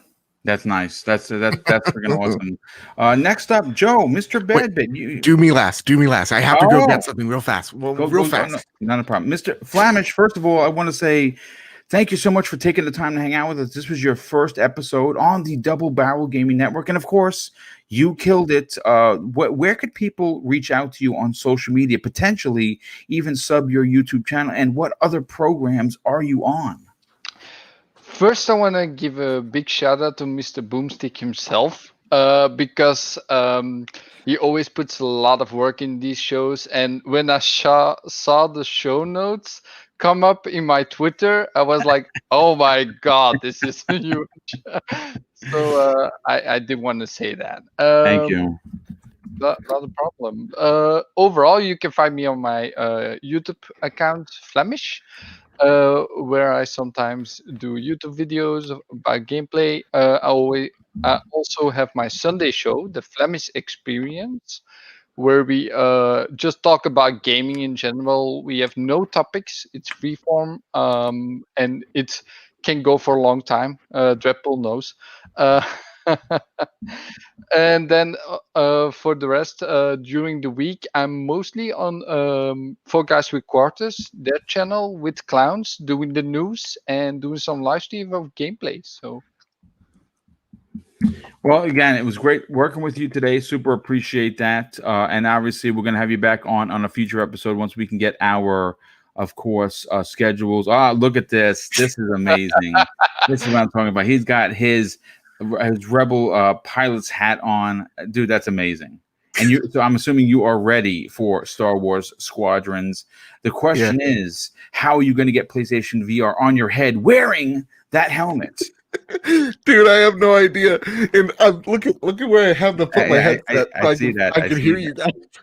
But listen, Joe, all jokes aside, you obviously bring a tremendous amount of levity to the show. We appreciate that about you. You are a fun community member that keeps it real, even when you have to talk about PlayStation, occasionally in a negative light.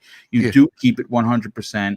Do me a favor, brother. Tell everyone about the outstanding trophy room that you and your best friend Kyle do each and every week. And also, where could people find you on social media and help you cross 2,000 people following you on Twitter?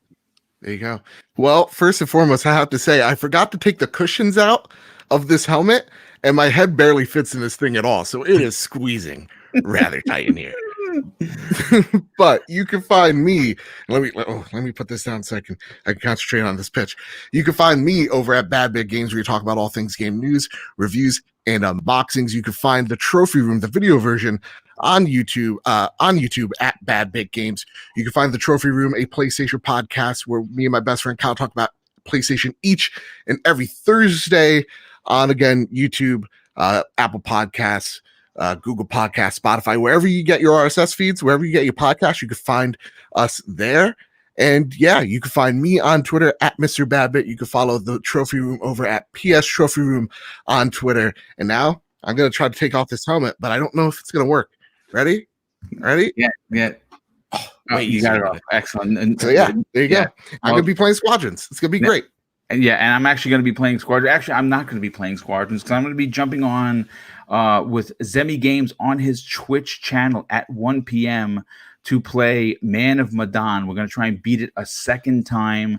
And of course, if you hear him yell, they're not screams in terror. They are battle cries, according to Zemi Games, but really, I'm going to tell you this, they're screams. He really is screaming. But anyway, listen, folks, thank you so much for being here, for hanging out with us for over 2 hours. And of course, I'm going to close out the show with something that's important to me, and one day, hopefully will be important to you. And that's something that my dad taught me. It made me a better police officer, but more importantly, made me a better human being. And he used to say, son, treat others how you want to be treated. And also, it doesn't cost anything to be nice. You live by those rules, and I can guarantee you're going to have an awesome day. So take care, everyone. Enjoy your weekend. Game on whatever console makes you happy. And we'll see you next week on the newest episode of Breakfast with Boom. Take care and have an amazing, safe weekend.